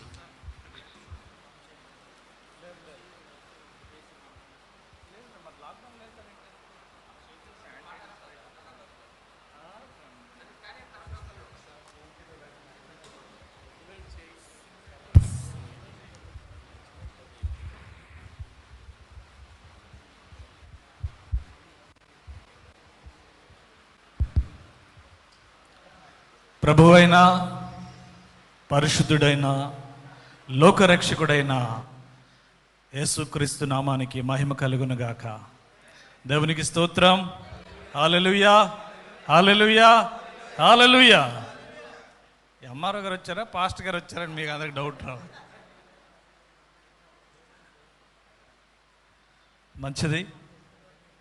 మరి నేను ముందుగా నా పరిచయం, నేను అయ్యగారు సంఘ సభ్యుడినే, ఈ సంఘ సభ్యుడినే. అయ్యగారు అమ్మగారికి నేనంటే చాలా అభిమానం, గౌరవం, ప్రేమ. నన్ను బాగా చూసుకునేవారు, నన్ను, నా కుటుంబాన్ని. ప్రభు కృప వల్ల నేనేమైతే ఉన్నానో ప్రభు యొక్క ఉచితమైన కృప ఉన్నాను. అంతకుమించి నా గొప్పతనం ఏమీ లేదు. దేవునికి స్తోత్రం కలుగునుగాక. మంచిది. మరి ఈరోజు సందర్భం ఇండియన్ క్రిస్టియన్ డే, భారతీయ క్రైస్తవ దినోత్సవం పురస్కరించుకొని మనము ఈ రీతిగా సమావేశం అవటానికి ఆ యొక్క విషయాలు, గతంలో ఏం జరిగింది, చరిత్రలో ఏం జరిగింది అన్న విషయాలు మరొకసారి మననం చేసుకోవడానికి ప్రభు ఇచ్చిన కృపను బట్టి దేవునికి వందనాలు, దేవునికి స్తోత్రం కలుగును గాక. మరి ఎస్ఐ గారు మాట్లాడుతూ చరిత్రలో ఏం జరిగింది, భారతదేశంలోకి క్రైస్తవత్వం ఏ రీతిగా ఎంటర్ అయింది, ఎవరు తీసుకొని వచ్చారు, ఇవన్నీ విషయాలు ఉదాహరణలతో రుజువులతో సహా మన ముందు సాక్షాత్కరించారు. సారు ఒక శ్లోకం కూడా చెప్పారు. ఏంటది? అసతోమ సద్గమయ తమసోమ జ్యోతిర్గమయ ఇంకేంటి మృత్యువర్మ అమృతంగమయ. దాన్ని మన అయ్యగారు అబ్రహాం గారు, కణిత అబ్రహాం గారు ఒక బుక్ కూడా రాశారు, తమస్సు నుండి ఉషస్సు అని. ఆ బుక్ కూడా నేను చదివాను. అందులో ఒక మంచి మాట పొందుపరిచారు, నాకు చాలా నాటుకుంది ఆ మాట. యేసుక్రీస్తు లోకరక్షకుడు మాత్రమే కాదు, కాలానికే యుగపురుషుడు. కాలానికి ఆయన యుగపురుషుడు అని గొప్ప మాట రాశారు. కాలము ఆయన నుంచే విభజించబడింది. ఈ భూమి మీద అనేక మంది పురాణ పురుషులు పుట్టారు, మహామహా వ్యక్తులు పుట్టారు, రాజులు పుట్టారు, చక్రవర్తులు పుట్టారు, బలవంతులు పుట్టారు, మేధావులు పుట్టారు. కానీ చరిత్రను విభజించాలంటే ఎవరిని తీసుకొని వచ్చి చరిత్ర విభజిస్తామంటే ఎవరి వల్ల, ఎవరిని తీసుకొని వచ్చినా సరే ఎక్కడో ధర ఫెయిల్ అయిపోతుంది. ఆఖరుకు ఎంతోమందిని తీసుకొని ట్రై చేస్తారు. దేవుళ్ళు అనబడిన వారు, దేవతలు అనబడిన వారు, మేధావుల్ని, రాజుల్ని, చక్రవర్తుల్ని, ద గ్రేట్ అలెగ్జాండర్ అందరూ తీసుకొని వచ్చి పెట్టిన చరిత్రని లెక్కగట్టడానికి ఎవరు దానికి సరిపోవటం లేదు. కాబట్టి ఆయన యుగకర్త యేసుక్రీస్తుని తీసుకుని వచ్చాక అప్పుడు చరిత్ర సెట్ అయింది. ఆయన పుట్టక మునుపు జరిగిన కాలాన్ని అంతా క్రీస్తు పూర్వంగా, ఆయన పుట్టిన తర్వాత జరుగుతున్నటువంటి ఈ కాలాన్ని ఇప్పటిని క్రీస్తు శకంగా చరిత్రకారులు, మేధావులు వాళ్ళు వర్ణించడం జరిగింది. ఓకే, మంచిది. మరి మనం ఆ విషయాల్లో కాకుండా ఈరోజు గురించి మాట్లాడుకుందాం. ఇండియన్ క్రిస్టియన్ డే, భారతీయ క్రైస్తవ దినోత్సవం భారతదేశంలోకి మొట్టమొదటిగా మనందరికీ తెలుసు. యేసుక్రీస్తు వారి శిష్యుల్లో ఒక శిష్యుడైనటువంటి థామస్ గారు, తోమా అని మనకి బాగా పరిచయం, దిదుమాని తోమా అని అనుకుంటాం. ఆయన మొట్టమొదటిగా క్రీస్తు శకము 50 అని కొంతమంది అంటున్నారు, 52 అని కొంతమంది అంటున్నారు, 52వ సంవత్సరంలో రావటం జరిగింది భారతదేశానికి. అంతకు ముందుగా ఆయన పర్షియా దేశంలోను, సిరియా దేశంలోను అక్కడక్కడ ఆయా వృత్తులు చేసుకుంటూ సువార్త సేవ చేస్తూ మన దేశానికి రావటం జరిగింది. వచ్చి మరి కొంతమంది రాజులను పరిచయం. ఆయన వృత్తిరీత్యా ఇంజనీర్. ఆయన బిల్డింగ్స్ చాలా చక్కగా కడతాడట. ముందుగా శిష్యుడిగా మారక ముందు ఆయన ఒక జాలరి, కానీ కాలక్రమేణా ఆయన బిల్డింగ్స్ కట్టే వృత్తిని నేర్చుకొని మంచి ఇంజనీర్గా, అంటే ఆయన కట్టడాలు కడితే రాజులు సైతం ముగ్ధులైపోయేవారంట. ఆ నైపుణ్యాన్ని, అంటే దేవుడు ఒక్కొక్కరికి ఒక్కొక్క టెక్నిక్ ఇచ్చాడు, ఒక్కొక్క టాలెంట్ ఇచ్చాడు. ఆ టాలెంట్ని ఉపయోగిస్తూ వాళ్ళు సువార్తలో శిష్యులు చాలా ముందుకు వెళ్ళారు. పౌలు గారిని కూడా చూస్తే ఆయన డేరాలు కుట్టే వృత్తి. అలాగే ఒక్కొక్కరు ఒక వృత్తి చేసుకుంటేనే సువార్త చేస్తూ సంఘాలు స్థాపిస్తూ ప్రభు సేవలో మరి పునీతులయ్యారు. దేవునికి స్తోత్రం కలుగును గాక. అలాగా మరి ఈయన మంచి బిల్డర్. మనం హిస్టరీలో చదివితే కనుక భవనాలు చాలా అందంగా, చాలా శాస్త్రీయంగా, చక్కగా నిర్మాణం చేస్తాడు. అదే ఆయనకి ఈ దేశంలో ప్రవేశించడానికి, కొంతమంది రాజుల దగ్గర ఉద్యోగం సంపాదించడానికి కారణమైంది. ముందుగా రాజులు అతన్ని తీసుకొని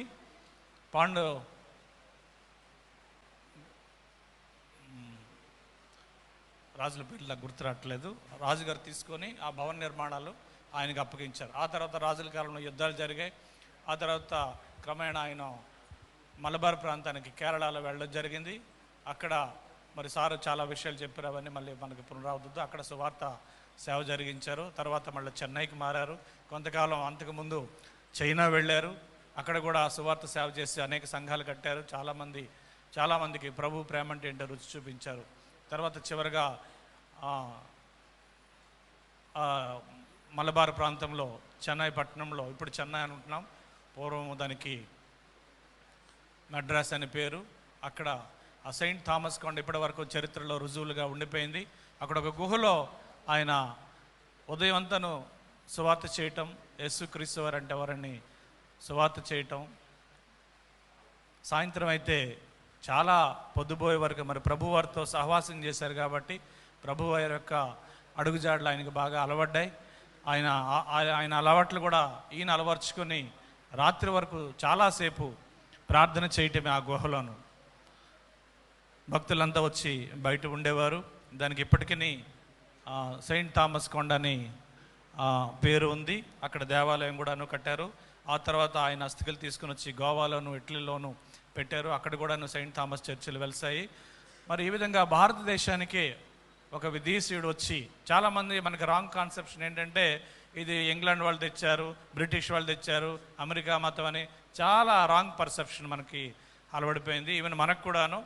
కానీ కాదు, స్వయంగా యేసుక్రీస్తు వారితో సహవాసం చేసి ఆయన శిష్యుడే ఈ లోకానికి, మన భారతదేశానికి వచ్చి యేసుక్రీస్తును మనకు పరిచయం చేయడం జరిగింది. అయితే అప్పటికి హిందూ మతం కానీ కాదు, వైదిక మతం ఉండేది.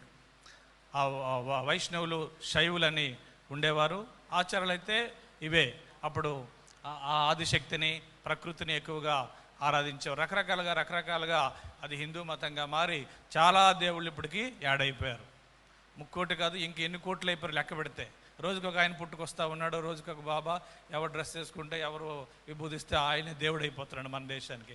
సరే, అది మనం విమర్శకి పక్కన పెడదాం, అక్కడికి వెళ్ళొద్దాం మనం. మరి ఆయనను రాత్రికాలం మందు ప్రార్థన చేసుకుంటుంటే ఈ తోమా గారు, మరి ఇది ఓర్వలేని, ఇప్పటికీ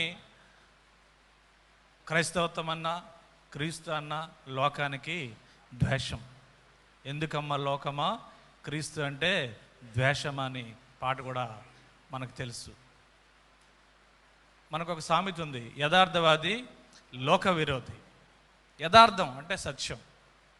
సత్యం ఎవరు? నేనే సత్యం అన్నాడు యేసుక్రీస్తు. నేనే మార్గాన్ని, సత్యాన్ని, జీవాన్ని అన్నాడు. యథార్థవాది లోక విరోధి. యథార్థం అనేది నచ్చదు, సత్యం అనేది నచ్చదు. మేము ఉద్యోగస్తులుగా ఉన్నాం, మేము కూడాను మాకు నిజమేంటో తెలుసు. చాలా సందర్భాలు, చాలా ఇష్యూస్ మా దగ్గరకు వస్తుంటాయి. నిజమేంటో, వాస్తవం ఏంటో, మా రికార్డ్ ఏంటో మాకు తెలుసు. కానీ అది చెప్పకూడదు. మేము అది చెప్తే విరోధం అయిపోతాం.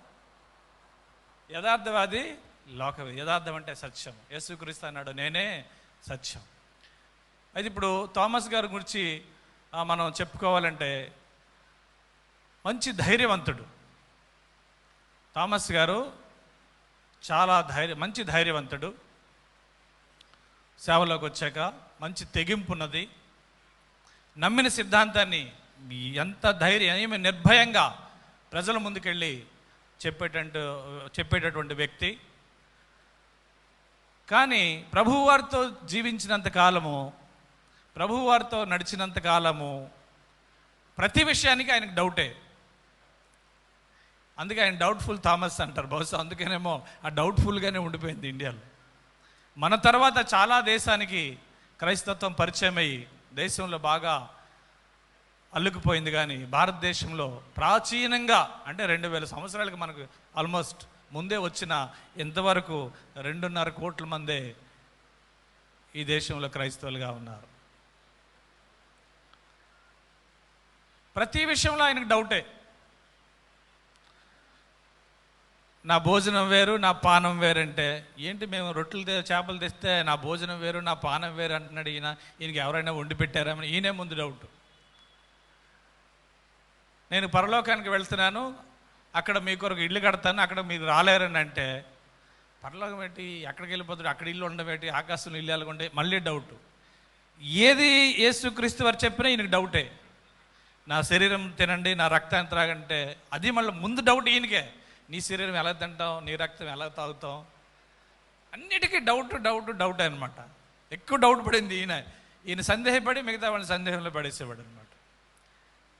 కాబట్టి ప్రభువారితో సంచరించినంతసేపు ఈ 12 మంది 12 కూడాను ఆయన సిలువ వేసినప్పుడు ఒక్కడు కూడా మిగలలేదు. అక్కడ అందరూ పారిపోయారు.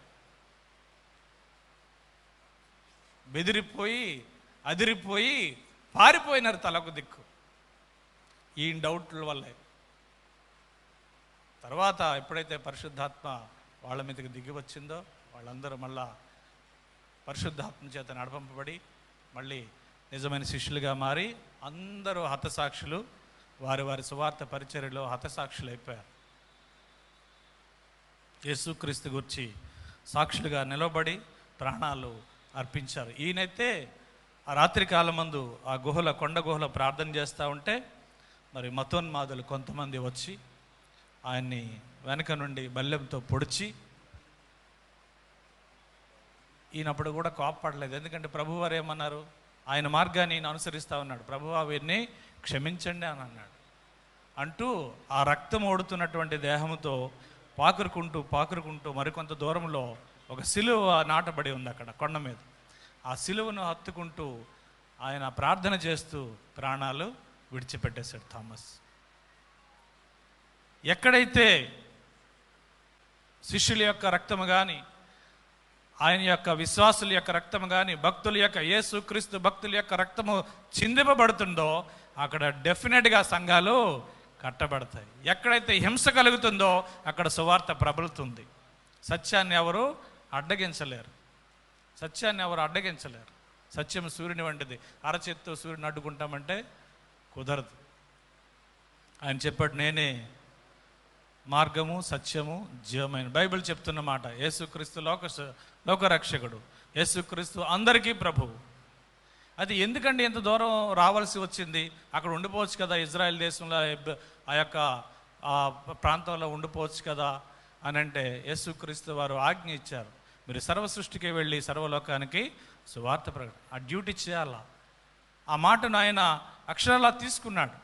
ఎస్, నేను సర్వ సృష్టికి తిరగలను. చాలా దేశాలు తిరిగాడు, చైనా, కొరియా, అన్ని దేశాలు తిరిగాడు ఆయన.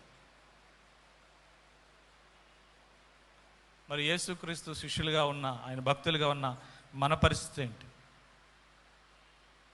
మనం అంత ధైర్యము, అంత తెగింపు మనలో ఉందా? మనం 100% దాన్ని, ఆ సవాల్ని స్వీకరించగలమంటే అది డౌట్ఫుల్లే.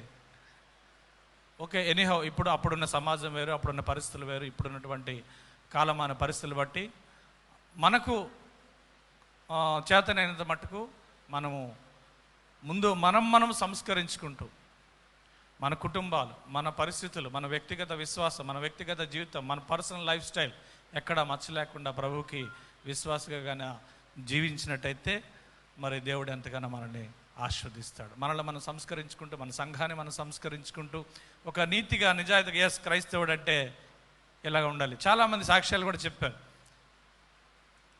అంటే అన్యులు కూడాను క్రైస్తవులు అంటే ఒక కాన్సెప్ట్ కూడా ఉండాలి. ఆ క్రైస్తవులు అంటే అబద్ధాలు చెప్పరేమో. సాధారణంగా క్రైస్తవులు కొంతవరకు బాగానే, కొంతవరకు పర్వాలేదు అన్న ఒక కాన్సెప్ట్ కూడా సమాజంలో ఉంది. ఎందుకంటే చూడండి, ఒక మాట, ఎవరు తప్పు చేసినా, అన్యులు ఎవరు తప్పు చేసినా పెద్దగా లోకం పట్టించుకోదు. కానీ ఒక క్రైస్తవుడు తప్పు చేస్తే నువ్వు క్రైస్తవుడు కదా అని అంటారు. పాయింట్ అక్కడ. అంటే క్రైస్తవుడు అక్కడ తప్పు చేయడం ఒక కాన్సెప్ట్. క్రైస్తవుడు ఏమో నువ్వు ఇలా చేయొచ్చేటి, నీ బైబిల్ ఇదే నీకు చెప్పిందని అంటారు కామన్గా.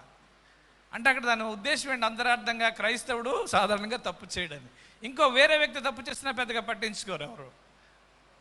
అక్కడ జరిగినట్టు గొడవ ఏంటి అదే ఆలోచిస్తారు. కానీ క్రైస్తవుడు కానీ ఏమైనా పొరపాటు చేసినా, గొడవలాడినా, గలాట చేసినా, క్రైస్తవుడు అట మళ్ళీ పైపెచ్చు, క్రైస్తవుడు అట పైగా అని అంటారు. అంటే సమాజంలో ఉన్నటువంటి ఆ కాన్సెప్ట్ అలా ఉండిపోయింది. క్రైస్తవులు సాధారణంగా తప్పులు చేయరండి. మరి మంచిది. మరి ఆయన రావడం వల్లనే మనం కూడా ఈరోజు రక్షణలో ఉన్నామంటే ఆయన చేసినటువంటి కృషి, ఆయన చేసిన త్యాగం.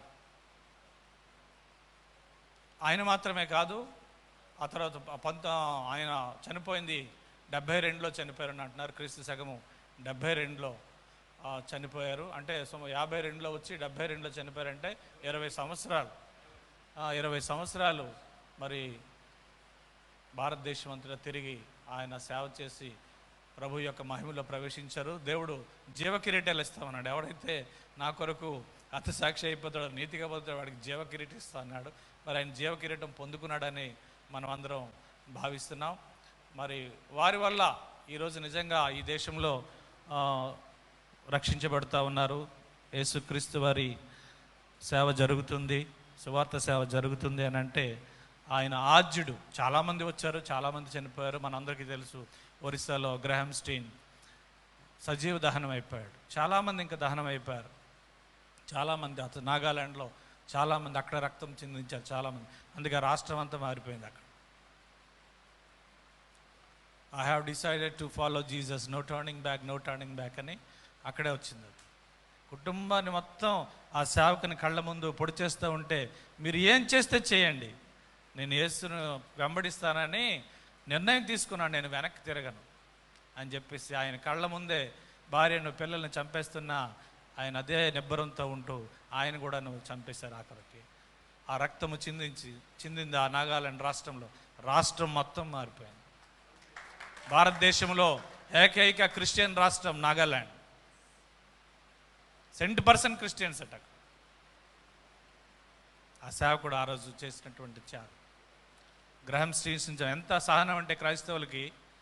అంటే ఈ సందర్భంగా మనం కొన్ని విషయాలు చెప్పుకున్నాం. చాలా టైం అవుతుంది, నాకు గొడవ అవుతుంది, రాయవలసిన గొడవ అవుతుంది, వెళ్ళాలి నేను. ఫోన్ల మీద ఫోన్లు వస్తున్నాయి. అక్కడ ఇంకొక ఎస్ఐ గారు ఉన్నారు, ఫోన్ల మీద ఫోన్లు కొడుతున్నారు, సార్ రండి.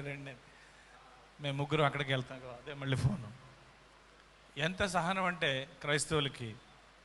క్రైస్తవుల వల్ల ఈ దేశానికి లాభమే కానీ నష్టమేం జరగలేదు. హాస్పిటల్స్ కట్టింది క్రైస్తవులే మొట్టమొదటిగా. ఎడ్యుకేషన్ తెచ్చింది క్రైస్తవులే. రైల్వేలు పెట్టింది క్రైస్తవులే. పోస్ట్ ఆఫీసులు పెట్టింది. ఈ దేశానికి మేలే చేశారు కానీ కీడేం చేయలేదు. ప్రభువు ప్రేమ అదంతా. గ్రహాం స్టీన్స్ని చంపేస్తే కోర్టులు అడిగారు, ఏమ్మా అంత ట్రైల్ అంతా అయ్యాక అడిగారు, భార్యని అడిగారు, ఏమ్మా నీ భర్తను నీ 2 కుమారుల్ని జీప్లో పెట్టేసి పెట్రోల్ పోసి తగలబెట్టేశాడు. చాలా అత్యంత కిరాతకంగా దారుణంగా తగలబెట్టేశాడు ఒక మతోన్మాది, దారాసింగ్ అతని పేరు. నువ్వేం శిక్ష వేస్తావంటే, నా ప్రభువు శిక్షించమనలేదండి, క్షమించమని చెప్తే ప్రపంచం అంతా నివ్వెరపోయింది. ఆ రోజు అతను క్షమించి విడిచిపెట్టేశాడని చెప్పింది కోర్టులో. సలాం చేశారు అందరూ. ఎక్కడో యుగోస్లేవియా దేశంలో పుట్టి ఈ దేశానికి వచ్చి అందరూ అసహించుకుంటున్నటువంటి కుష్ఠరోగుల దగ్గరికి వెళ్ళి సేవ చేసింది ఒక క్రైస్తవురాలు, మదర్ తెరెస్సా. అది క్రైస్తవులు చేసే త్యాగం, క్రైస్తవుల యొక్క మనస్తత్వం. మన దేశానికి చాలా ఫైనాన్స్ సపోర్టు క్రైస్తవుల నుంచి, విదేశాల నుంచి ఇక్కడికి వస్తుంది. ఈ దేశంలో ఉన్న క్రైస్తవులను బాగు చేయడానికి కాదు, పేదవారికి హాస్పిటల్స్ కట్టించండి, ఎడ్యుకేషన్ ఇవ్వండి, ఆపదలో ఉన్న వారిని ఆదుకోనండి అని విదేశాల నుంచి, క్రైస్తవుల నుంచి ఫండ్ వస్తుంది ఇక్కడికి. మైక్రోసాఫ్ట్ అధినేత బిల్ గేట్స్ తన ఆస్తిని తన పిల్లలకి ఇవ్వలేదు. మీరు స్వశక్తి మీద నిలబడండి, మొత్తం చారిటీ పేదవాళ్ళు అంతమందికి నేను రాసేస్తానని చెప్పాడు. మీ స్వశక్తి మీద నిలబడి నాలాగే కష్టపడి మీరు పైకి రండి, మొత్తం పేదలకైనా ఆస్తి అంతని డిక్లేర్ చేశాడు ఆయన. మన దేశంలో అంతకంటే కోటీశ్వరులు ఉన్నారు, టాటాలు, బిర్లాలు, అంబానీలు, అదానీలు. ఇంకా ఏమొస్తుంది? అమితాబ్ బచ్చన్కి సుమారు 80 ఏళ్ళు పైన ఉంటాయి. టాయిలెట్లు కడిగిన బుడ్డి పట్టుకుని వచ్చేస్తాడు, ఇది కడగండి, ఏ అచ్చా హై ఆప్ యూస్ కరో అనుకొని. కోట్ల కొద్ది ఆస్తులని టాయిలెట్ బుడ్డి, అది క్లీనర్ ఏంటండి, ఇది హార్పిక్, అది పట్టుకొని వచ్చేస్తాడు. ఆ స్కూటీకి అడ్వర్టైజ్మెంట్ ఇస్తాడు, ఇంకా డబ్బు సంపాదించాలి, ఇంకా కోటీసుడే. పేదవాళ్ళకి ₹1. ఈ కరోనా కష్టకాలంలో ఎంతమంది చనిపోయారు, లక్షల మంది చనిపోయారు. ఎంతమంది కోటీసులు ముందుకు వచ్చి సహాయం చేశారు, ఒక్క సోనీ సూద్ తప్ప. సోనీ సూద్ తన ఆస్తులంతా అమ్మేశాడు అతను. క్రైస్తవ ప్రేమ ఇలాగ ఉంటుంది. ఈరోజు భారతీయ క్రైస్తవ దినోత్సవం మంచిది. మరి ఆ మహానుభావుడు థామస్ గారిని మరొకసారి మనం స్మరించుకుంటూ, ఆయన పరలోకంలో ఆ తండ్రి దగ్గర మరి జీవ కిరీటం పొందుకొని మనందరం రేపు ఎల్లుండి వెళ్తాం అక్కడికి. అప్పుడు మనందరం కలుసుకుంటాం, ఆయన చూడాలని కోరుకుంటూ, మరి ఇంకా ఈ సువార్త వాళ్ళు చేసినటువంటి త్యాగం నిరర్ధకం కాకుండా మన వంతుగా మనం దీన్ని ఇంకా ముందుకు కొనసాగించాలి. అంబేద్కర్ చెప్పినట్టు ఆ యొక్క పోరాటం, ఉద్యమాన్ని మీకు వీలైతే ముందుకు తీసుకెళ్ళండి, కానీ దీన్ని తూట్లు పడవద్దనేసి ఆయన ఒక స్ఫూర్తినిచ్చారు. ఇది కూడా ఇంచుమించుగా అంతే. వాళ్ళు చేసినటువంటి త్యాగం, ఆ ఉద్యమ స్ఫూర్తి, ఇది ఒక ఉద్యమం. సువార్త అనేది ఒక ఉద్యమం. ఈ ఉద్యమాన్ని మనం కూడాను ముందుకు తీసుకెళ్లే ప్రయత్నంలో సమాధానంతో, ప్రేమతో మంచిగా తీసుకెళ్ళాలని కోరుకుంటున్నాను. అలాగే ఇరుగు పొరుగు వారితో సమాధానం కలిగి యేసుక్రీస్తు వారు చెప్పినటువంటి ఒక గొప్ప సూత్రం, దివ్య సందేశం, ప్రేమ సందేశం ఆయన తీసుకుని వచ్చారు లోకానికి. నిన్ను వల్లే నీ పొరుగు వారిని ప్రేమించు. క్రైస్తవులు చేసేది ప్రేమే, అంతకు తప్పించి అందులో ద్వేషం ఉండదు. లోకం కూడా మనల్ని అర్థం చేసుకోవాలని, మన ఇరుగు పొరుగు వారు మనల్ని అర్థం చేసుకోవాలని, మనల్ని తక్కువగా చూడకుండా, డౌన్ టోడన్గా చూడకుండా ఉండాలని కోరుకుంటూ మరి ఈ కొద్ది మాటలు నేను ముగిస్తూ ఉన్నాను. సమయం ఇచ్చిన అయ్యగారికి, పెద్దలకి అందరికీ నమస్కారం. Thank you. Thank you sir. MRO గారు చాలా అద్భుతమైనటువంటి సందేశం ఇచ్చారు. అయినా ఆలస్యం ఎలాగో అయింది కాబట్టి ఫోన్ కూడా మీ తరపున మేము చేసాం. 10 నిమిషాల్లో మీరు వెళ్ళిపోతారు. అక్కడ ఏవో కొన్ని గొడవలు అవుతున్నాయి. మీరు ఇలాంటి టైంలో పోలీసులు మన దగ్గర కూర్చుని పెట్టేసి వాళ్ళని బాధ పెట్టడం అయితే అంత మంచిది సార్. మిమ్మల్ని బాధ పెట్టాలని ఏం కాదు, కాకపోతే ఒక మంచి మహనీయుని జ్ఞాపకం చేసుకుంటున్నాం కాబట్టి ఈ విధంగా మరొక్క 10 నిమిషాల్లో ఈ కార్యక్రమం అంతటినీ ముగిస్తాం. ఈ సమయంలో మన టెక్కల సిఐ గారు కూడా, సర్కిల్ ఇన్స్పెక్టర్ గారు కూడా కొన్ని మాటలు మనకు తెలియజేసిన తర్వాత వారిని మనం పంపిస్తాము. తర్వాత పాస్టర్లు అందరూ కూడా ఉంటారు, మీతో కొన్ని విషయాలు మాట్లాడతాం, తర్వాత మనం ముగించుకుంటాం. Thank you.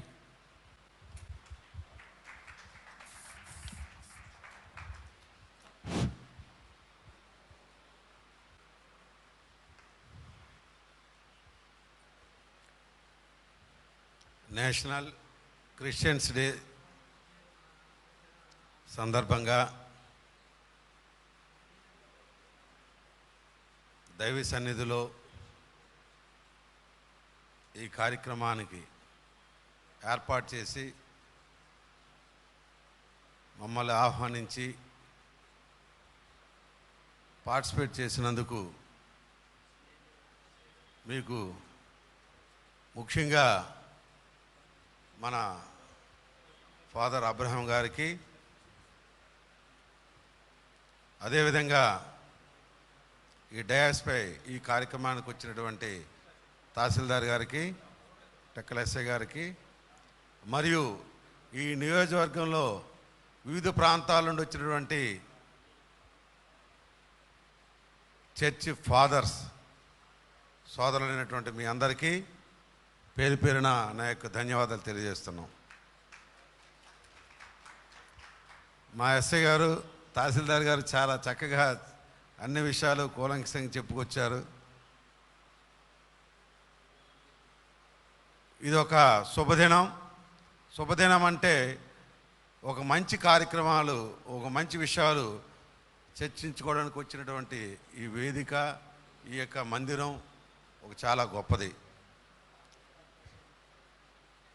ఇంతకుముందు వక్తలు చెప్పినట్టుగా క్రిస్టియానిటీ అనేది ఒక మతం కాదు, ఒక జీవన విధానం.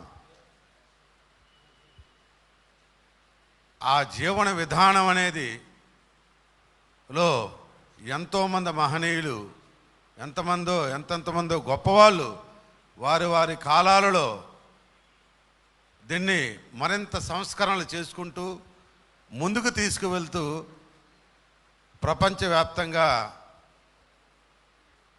ఈ క్రిస్టియానిటీని డెవలప్ చేశారు. ఇది ఒక రోజుతో, ఒక వ్యక్తితో ప్రారంభమైన దాన్ని ఎన్నో కష్ట నష్టాలకి, ఎన్నో బాధలకు, ఎటువంటి పరిస్థితులైనా ఎదుర్కొని ముందుకు తీసుకెళ్ళినటువంటి మహనీయులు ఎంతోమంది వారి చరిత్రలు బట్టి చూస్తుంటే తెలుస్తుంటుంది. అందులో మనం ఇప్పుడు చెప్పుకున్న సందర్భాన్ని బట్టి చూసుకుంటే తోమా గారు చెప్పినట్టుగా ఆయన ఎప్పుడో కొన్ని వేల సంవత్సరాల క్రితం, అంటే కొన్ని వందల సంవత్సరాలు చూసుకుంటే మన వాళ్ళు చెప్పినట్టుగా క్రీస్తు శకం 52, అంటే ఎప్పుడంటే యేసుక్రీస్తు గారు తర్వాత పరమపదించిన తర్వాత అనంతకాలంలో వాళ్ళ తాలూకా మంచి వాక్యాన్ని, మంచిని తెలియజేయడం కోసం ప్రజలకు, ప్రపంచానికి ఒక సదుద్దేశంతో ఎన్నో కష్ట నష్టాలు ఓర్చుకొని ఈ దేశంలో అడుగుపెట్టారు. అడుగుపెట్టి ఈ దేశంలో ఎన్నో ప్రాంతాలకి అతను వేసినటువంటి విత్తనం దేశవ్యాప్తంగా అనేక వేళ్ళూనుకుంటూ వృక్షాలుగా తనకు ఎంతో డెవలప్ చేసుకుంటూ ముందుకు తీసుకుని వెళ్తున్నారు. అయితే ఇటువంటి సందర్భాలు ఉన్నప్పుడు కూడా మారుతున్న పరిస్థితులకు అనుగుణంగా, సమాజానికి అనుగుణంగా ముందుకు వెళ్ళవలసిన పరిస్థితులు ఉంటుంటాయి. ఎన్నో రాజ్యాలు, ఎంతోమంది రాజులు, ఎన్నో దేశాల నుండి మన దేశాన్ని వచ్చే పరిపాలించిన వ్యక్తులు ఎంతోమంది ఉన్నారు.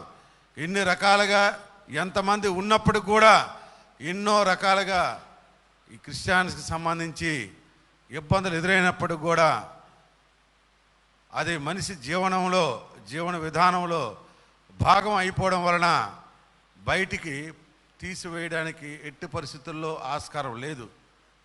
ఎందుకంటే అది జీవితం, మనిషి ప్రాణంతో సమానమైనది. అటువంటి ఈ పద్ధతులు, ఈ విధానాలు, ఈ నడవడిక, ఈ జీవనం అనుసరిస్తున్నటువంటి మనందరం సోదరులు కూడా మంచిగా అటువంటి కార్యక్రమాలు ప్రజలకు సేవ చేసే విధంగా చేయాలి. ఎందుకంటే మీ దగ్గరికి వస్తుంటారు ఎంతోమంది, ప్రతిరోజు కూడా వస్తుంటారు. అలాగే ఆరాధన చేసే టైంలో కూడా ఎంతోమంది వస్తుంటారు. అన్ని రకాలమైన వ్యక్తులు మీ దగ్గరికి వస్తుంటారు. పేదవారు వస్తుంటారు, ధనవంతులు వస్తుంటారు, మధ్యతరగతి ప్రజలు కూడా వస్తుంటారు. అందరినీ కూడా సమదృష్టితో చూడాలి. సమదృష్టితో చూసి వారికి సాంతన చేకూర్చి వాళ్ళకి తగినటువంటి కష్టాల్ని, ఇబ్బందుల్ని ఏదైనా ఉంటే మన పరిధిలో అవకాశం ఉన్నంత వరకు ఒక సేవ చేయాలి. మనం చేసే ఏ సేవ అయినా కూడా అది మన సర్వీస్ అనేది ఏం చేసినా కూడా అది దేవునికి చేసినట్టే లెక్క. దేవుడు ఆ విధంగా మనకి కల్పించి ఏర్పాటు చేయిస్తున్నారనే భావంతో ముందుకు చేసుకుంటూ వెళ్ళవలసిన ఉంది. ఇప్పుడు ప్రస్తుతం చూసుకుంటే ఈ కరోనా కాలంలో ఎన్నో ఇబ్బందులు పడుతున్నారు. ఇప్పుడు మనకు సుమారుగా లాస్ట్ ఇయర్ మార్చి నెల నుండి స్టార్ట్ అయినటువంటి కరోనా, ఆ భయం అనేది ఇప్పుడు కూడా తొలగిపోలేదు. ఇప్పుడు కూడా ఎంతో రకంగా ఇబ్బందులు పడుతున్నారు. ఎన్నో రకాలుగా ప్రజలు రకరకాలుగా ఇబ్బందులు ఉంటున్నారు. ప్రధానంగా మన సోదరులు మీరు కూడా ఉన్నారు, చూస్తున్నారు. ఆరాధన అనేది కూడా జరగట్లేదు. రావాల్సినటువంటి వ్యక్తులు వస్తూనే ఆ కార్యక్రమాలు ముందుకు తీసుకువెళ్ళడానికి, జయప్రదం చేయడానికి, ఇంకా కొనసాగించడానికి ఆస్కారాలు ఉంటుంటాయి. కాబట్టి వీటిని అన్నిటిని కూడా మంచి మార్గంలో మంచిగా ముందుకు తీసుకువెళ్ళాలి. ఇప్పుడు ఈ లాక్డౌన్ టైం కూడా ఎండింగ్ స్టేజ్కి వచ్చింది. కాబట్టి కొన్ని చూసుకొని ప్రోటోకాల్స్ ఉంటాయి, మనకు కరోనా తాలూకా ప్రోటోకాల్స్ ఉన్నాయి. వాటిని పాటించుకొని చేసుకొని జాగ్రత్తగా ఎవరికి ఎటువంటి ముప్పు అనేది రాకుండా చేసుకుంటే మంచిదని నా భావన. కాబట్టి అది గ్రహించుకొని చక్కగా ఇబ్బందులు లేకుండా చేసుకోండి. ఎట్టి పరిస్థితులు ఎవరు కూడా కరోనాకు సంబంధించినటువంటి ప్రోటోకాల్స్ కానీ, కరోనాకు సంబంధించినటువంటి రూల్స్ కానీ, వాటి పద్ధతులు, నిబంధనలన్నీ పాటించుకొని చేసుకొని ఎవరికి కూడా ఎటువంటి సమస్య రాకుండా మీ వంతు మీరు కృషి చేసి ప్రజలకు మరింత సేవ చేయాలని భగవంతునిచ్చినటువంటి ఆదేశాలకు అనుగుణంగా, ఆ జీవన విధానానికి అనుగుణంగా మరింత మంచి కార్యక్రమాలు మీరు పేదలకు మరింతగా చేసుకొని వెళ్ళడానికి తగిన విధంగా భగవంతుడు మీకు అందరికి కూడా మంచి శక్తిని, సామర్థ్యాన్ని, ఆయుష్ను ఇవ్వాలని ఈరోజు ఉన్నటువంటి మన జాతీయ క్రిస్టియన్స్ డే సందర్భంగా ప్రతి ఒక్కరూ ఇది గుర్తుపెట్టుకొని మరింత ముందుకు కార్యక్రమాలు తీసుకువెళ్తూ కరోనా తాలూకా దీన్ని ప్రోటోకాల్స్ని పాటించుకొని జాగ్రత్తగా మీరు చేసుకొని ప్రజలకి మంచి మంచి కార్యక్రమాల్లో మీరు పాలు పంచుకోవడానికి మరింతగా సహాయ సహకారాలు అందించాలని, అలాగే మీతో పాటు మీ కుటుంబ సభ్యులు కూడా ఈ కరోనా బారిన పడకుండా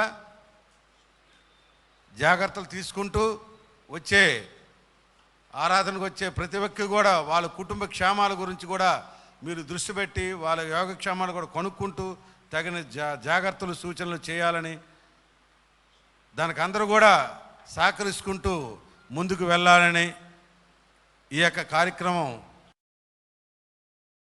విజ్ఞప్తి చేస్తూ, ఇంకా ఇప్పటికే కాలాతీతమైంది, కొన్ని పనులు ఎక్కడ కొన్ని గొడవలు అవుతున్నాయి, ఇక్కడ రావాల్సి దగ్గర ఏదో ల్యాండ్ డిస్ప్యూట్లు ఫోన్ల మీద ఫోన్లు వస్తున్నాయి కాబట్టి కొద్దిగా అర్జెంటుగా వెళ్ళే పరిస్థితులు ఉన్నాయి.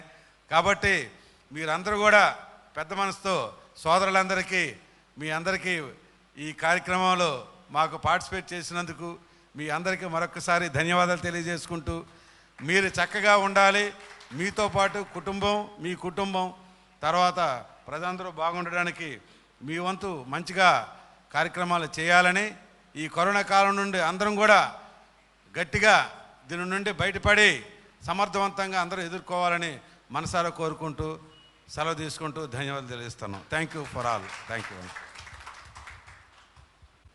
థ్యాంక్ యూ సిఐ గారు. మరి మా మీద ఎంతో మనసు కలిగి సేవకుల యొక్క పరిస్థితులను అర్థం చేసుకొని, సారు మరి 2 మాసాలు బట్టి మందిరాలు తెరవటం లేదండి, అందరూ చాలా పేదరికంలో ఉన్నటువంటి పాస్టర్ గారు, మీరు ఒక మాట చేస్తే మీరే మాకు ధైర్యం అని ఒక మాట చెప్పాను. వెంటనే సారు లేదు, మీరు నిబంధనలు పాటిస్తూ తీసేసుకోండి అని చెప్పారు. ఇదంతా సర్కిల్, అంటే ఇప్పుడు ఒక టెక్కల కోసం ఆయన మాట్లాడలేదు, ఆయన సర్కిల్ ఇన్స్పెక్టర్, అంటే మొత్తం నియోజకవర్గం అంతా వెళ్ళింది. నియోజకవర్గం 4 మండలాల నుండి పాస్టర్స్ వచ్చారు కాబట్టి మీరు తగిన విధంగా వారు చెప్పినట్టుగా ఆ నిబంధనలు పాటిస్తూ ఆరాధనలు స్లోగా ప్రారంభించండి. మేమైతే ఇంతవరకు తీయలేదు. రేపు సారు చెప్పిన దీన్ని బట్టి రేపు ఉదయం కాసేపు తక్కువ మందితోనైనా ఆరాధన చేసుకుంటామని, మరి ఎందుకంటే అంతా మీరే కాబట్టి ఇక్కడ అంతా వీళ్ళ చేతుల్లోనే ఉంది. అయితే ప్రోటోకాల్ పాటించుకోవాలి, కొంచెం శానిటైజర్ అని, లేకపోతే మాస్క్ ఇంపార్టెంటు, మరీ చంటి పిల్లలు, మరీ వృద్ధులు రాకుండా సాధ్యమైనంత వరకు మీరే వాళ్ళ దగ్గరికి వెళ్ళేదో ప్రేయర్ చేసినట్టు మామూలుగా హెల్తీగా ఉండే ప్రజలు మాత్రమే మందిరానికి వచ్చి దూరాన్ని పాటిస్తూ ఆరాధన జరిపించుకుని వెళ్ళేట కొంతకాలం చెయ్యాలని నేను వారి తరపున, నా తరపున, మన ఫెలోషిప్ తరపున కూడా నేను మీకు తెలియజేస్తున్నాను. సరే, అందరం ఒకసారి లేచి నిలబడదాం. మరి మన కొరకు ఇంత సమయము ఇక్కడ వేచి వారు అమూల్యమైనటువంటి సందేశాలు ఇచ్చారు. వాళ్ళ కొరకు, వాళ్ళు ప్రభుత్వ ఉద్యోగులు, వారికి ఎన్నో రకాలైనటువంటి కష్టాలు, బాధలు, నిందలు, ఏమండి రకరకాల సారు ఎస్ఐ గారు నవ్వుతూ చాలా విషయాలు తెలియజేశారు. మనకి చాలా విషయాలు అందులో చాలా పరమార్థం ఉంది. వాళ్ళ పరిస్థితులు మనం అర్థం చేసుకొని వాళ్ళకి దేవుడు మంచి జ్ఞానం ఇచ్చి కృపనిచ్చి దేవుడు వారిని నడిపించేలాగున మనమందరము కలిసి వారి వైపు చేతులు చాపి ప్రార్థన చేద్దాం. ప్రార్థన ఎవరు చేస్తారు? ఏలియా గారు, ఫెలోషిప్ ప్రెసిడెంట్ గారు చిన్న ప్రార్థన వారి కొరకు చేస్తారు. ప్రార్థన చేసుకుందాం.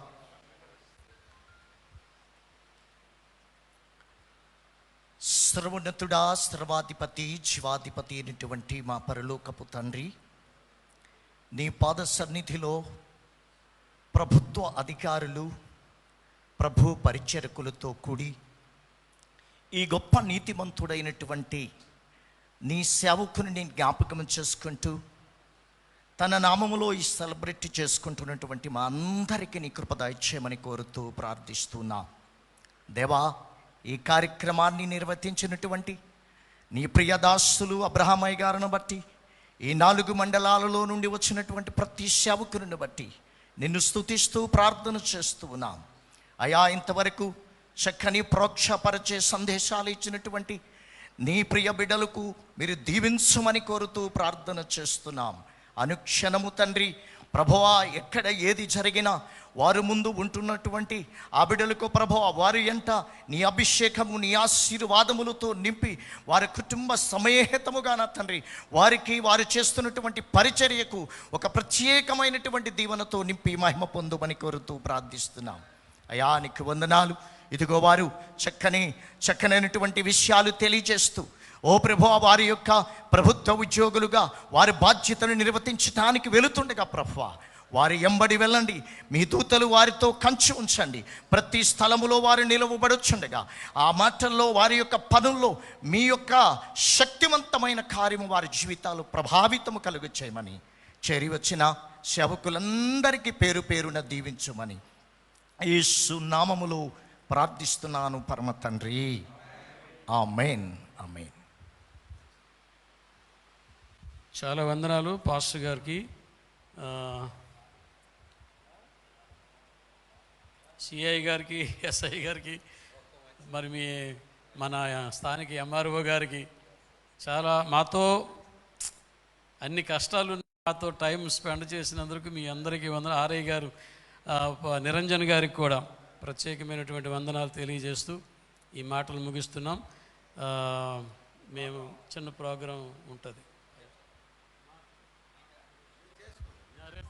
మీకు ప్రోగ్రాం అన్నారు కదా సార్, గొప్పతనం ఏంటంటే ప్రభుత్వ ఉద్యోగులకు అందరూ భయపడడానికి కారణం అందరూ దేవుడి చేతుల్లో ఉంటారు.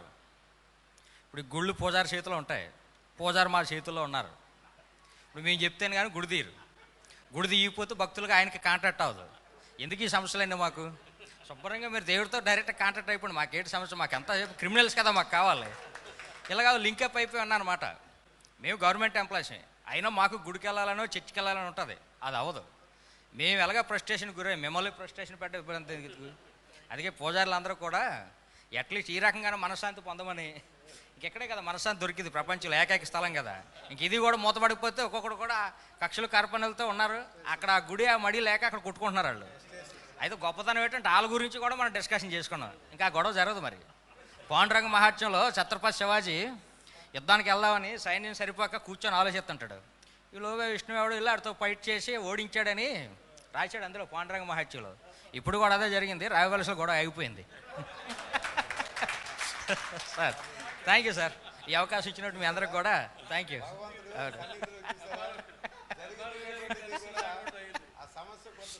ఎవడు లేడు, గోపాలరాజశేఖర్ గారు వెళ్ళారు. మీరు గొడవ అన్నారు సార్, ఎవడు లేడేటి, నేను పిలుస్తాను ఎవడు రావట్లేదు అంటాడు.